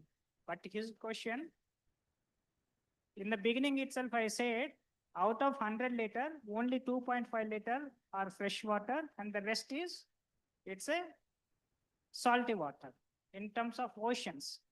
So you have enough water in terms of oceans. Can we extract RE from the ocean? That is his question. It's really a good question. And if you see why, in some point for the acid mine drainage, I said, pH is low and TDS is high. If I take ocean water, the TDS is more than 30,000 mg per L. 30,000 mg per L. If I take 1 liter, I will get 30,000 milligram of salts in the water itself. Okay, that salt is made up of sodium and chloride. Okay, and if you get the entire analysis of this ocean water, it's a completely brine water. Brine water means TDS more than 30,000 and purely it is composed of sodium and chloride, and the other component, if you see, they are very less in the portion. So if at all there are certain regions where you are having the other elements also along with the sodium and chloride, then you can explore. But the only problem, co-occurrence. I said for getting 1 ppm of RE, I have to remove this 3000 ppm of the sodium and chloride. So that will become economically non-viable. But it's a good thinking. Yeah.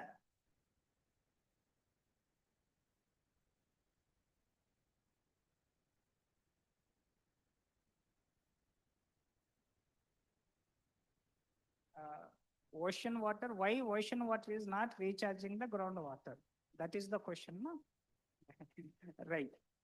So it's a quite interesting question. Why ocean water is not recharging the groundwater? Because of the density. Density. If you see multi-phase fluids, if you take the fresh water is having density of 1. If I take the salt water density is 1.2. So all along the coastal belt, if you see, there is a salt water intrusion interface. That is fresh water and salt water, they will intact. It's like immiscible. So one side you can see the fluid with the 1 density, and another side you can see the salt water with the 1.2, 1.3 density. So when you have 2 different densities that cannot mix, That's why the salt water, because of the high density, it cannot percolate. But sometimes it dominates. It uplifts the surface water also. It enters into the groundwater resource all along the coastal belt. That's why you can see the contamination of the groundwater all along the coastal water due to ingression of the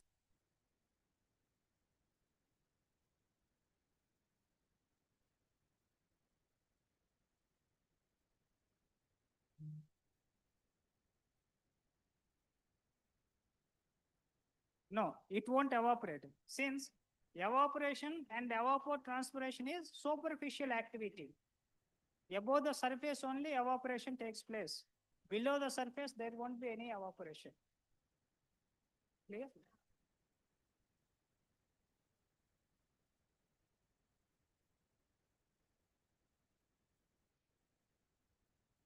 Right. So for this question, you have to refer to the hydrological cycle. If you refer to the hydrological cycle, I think all of you gone through the hydrological cycle, I think so. If you see hydrological cycle, what will happen?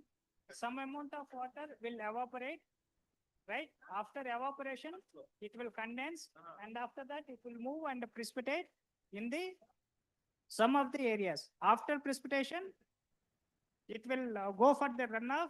Some portion it will go for the infiltration. Some portion it will contribute to the recharge, right? So if you see the entire cycle, only some amount of the oceanic water will be evaporated, not entire content, because of the volume. For the entire hydrological cycle, what is the energy for hydrological cycle? Solar energy. So the existing solar energy can uplift only that much of water. That's why you are facing the condensation process to the certain limit on. Clear?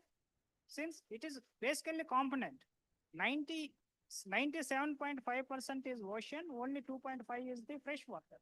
So 97, it's a huge surface water available in terms of ocean, where you have the solar energy that can uplift to the certain level. Okay? Yeah. Any question? And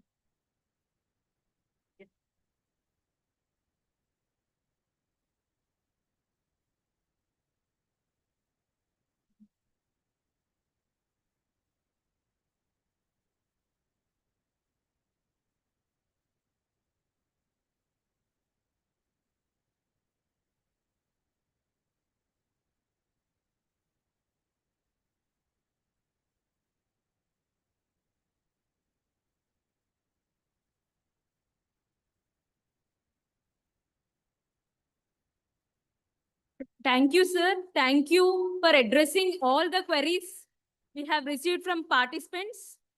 Now, with this, we break for lunch.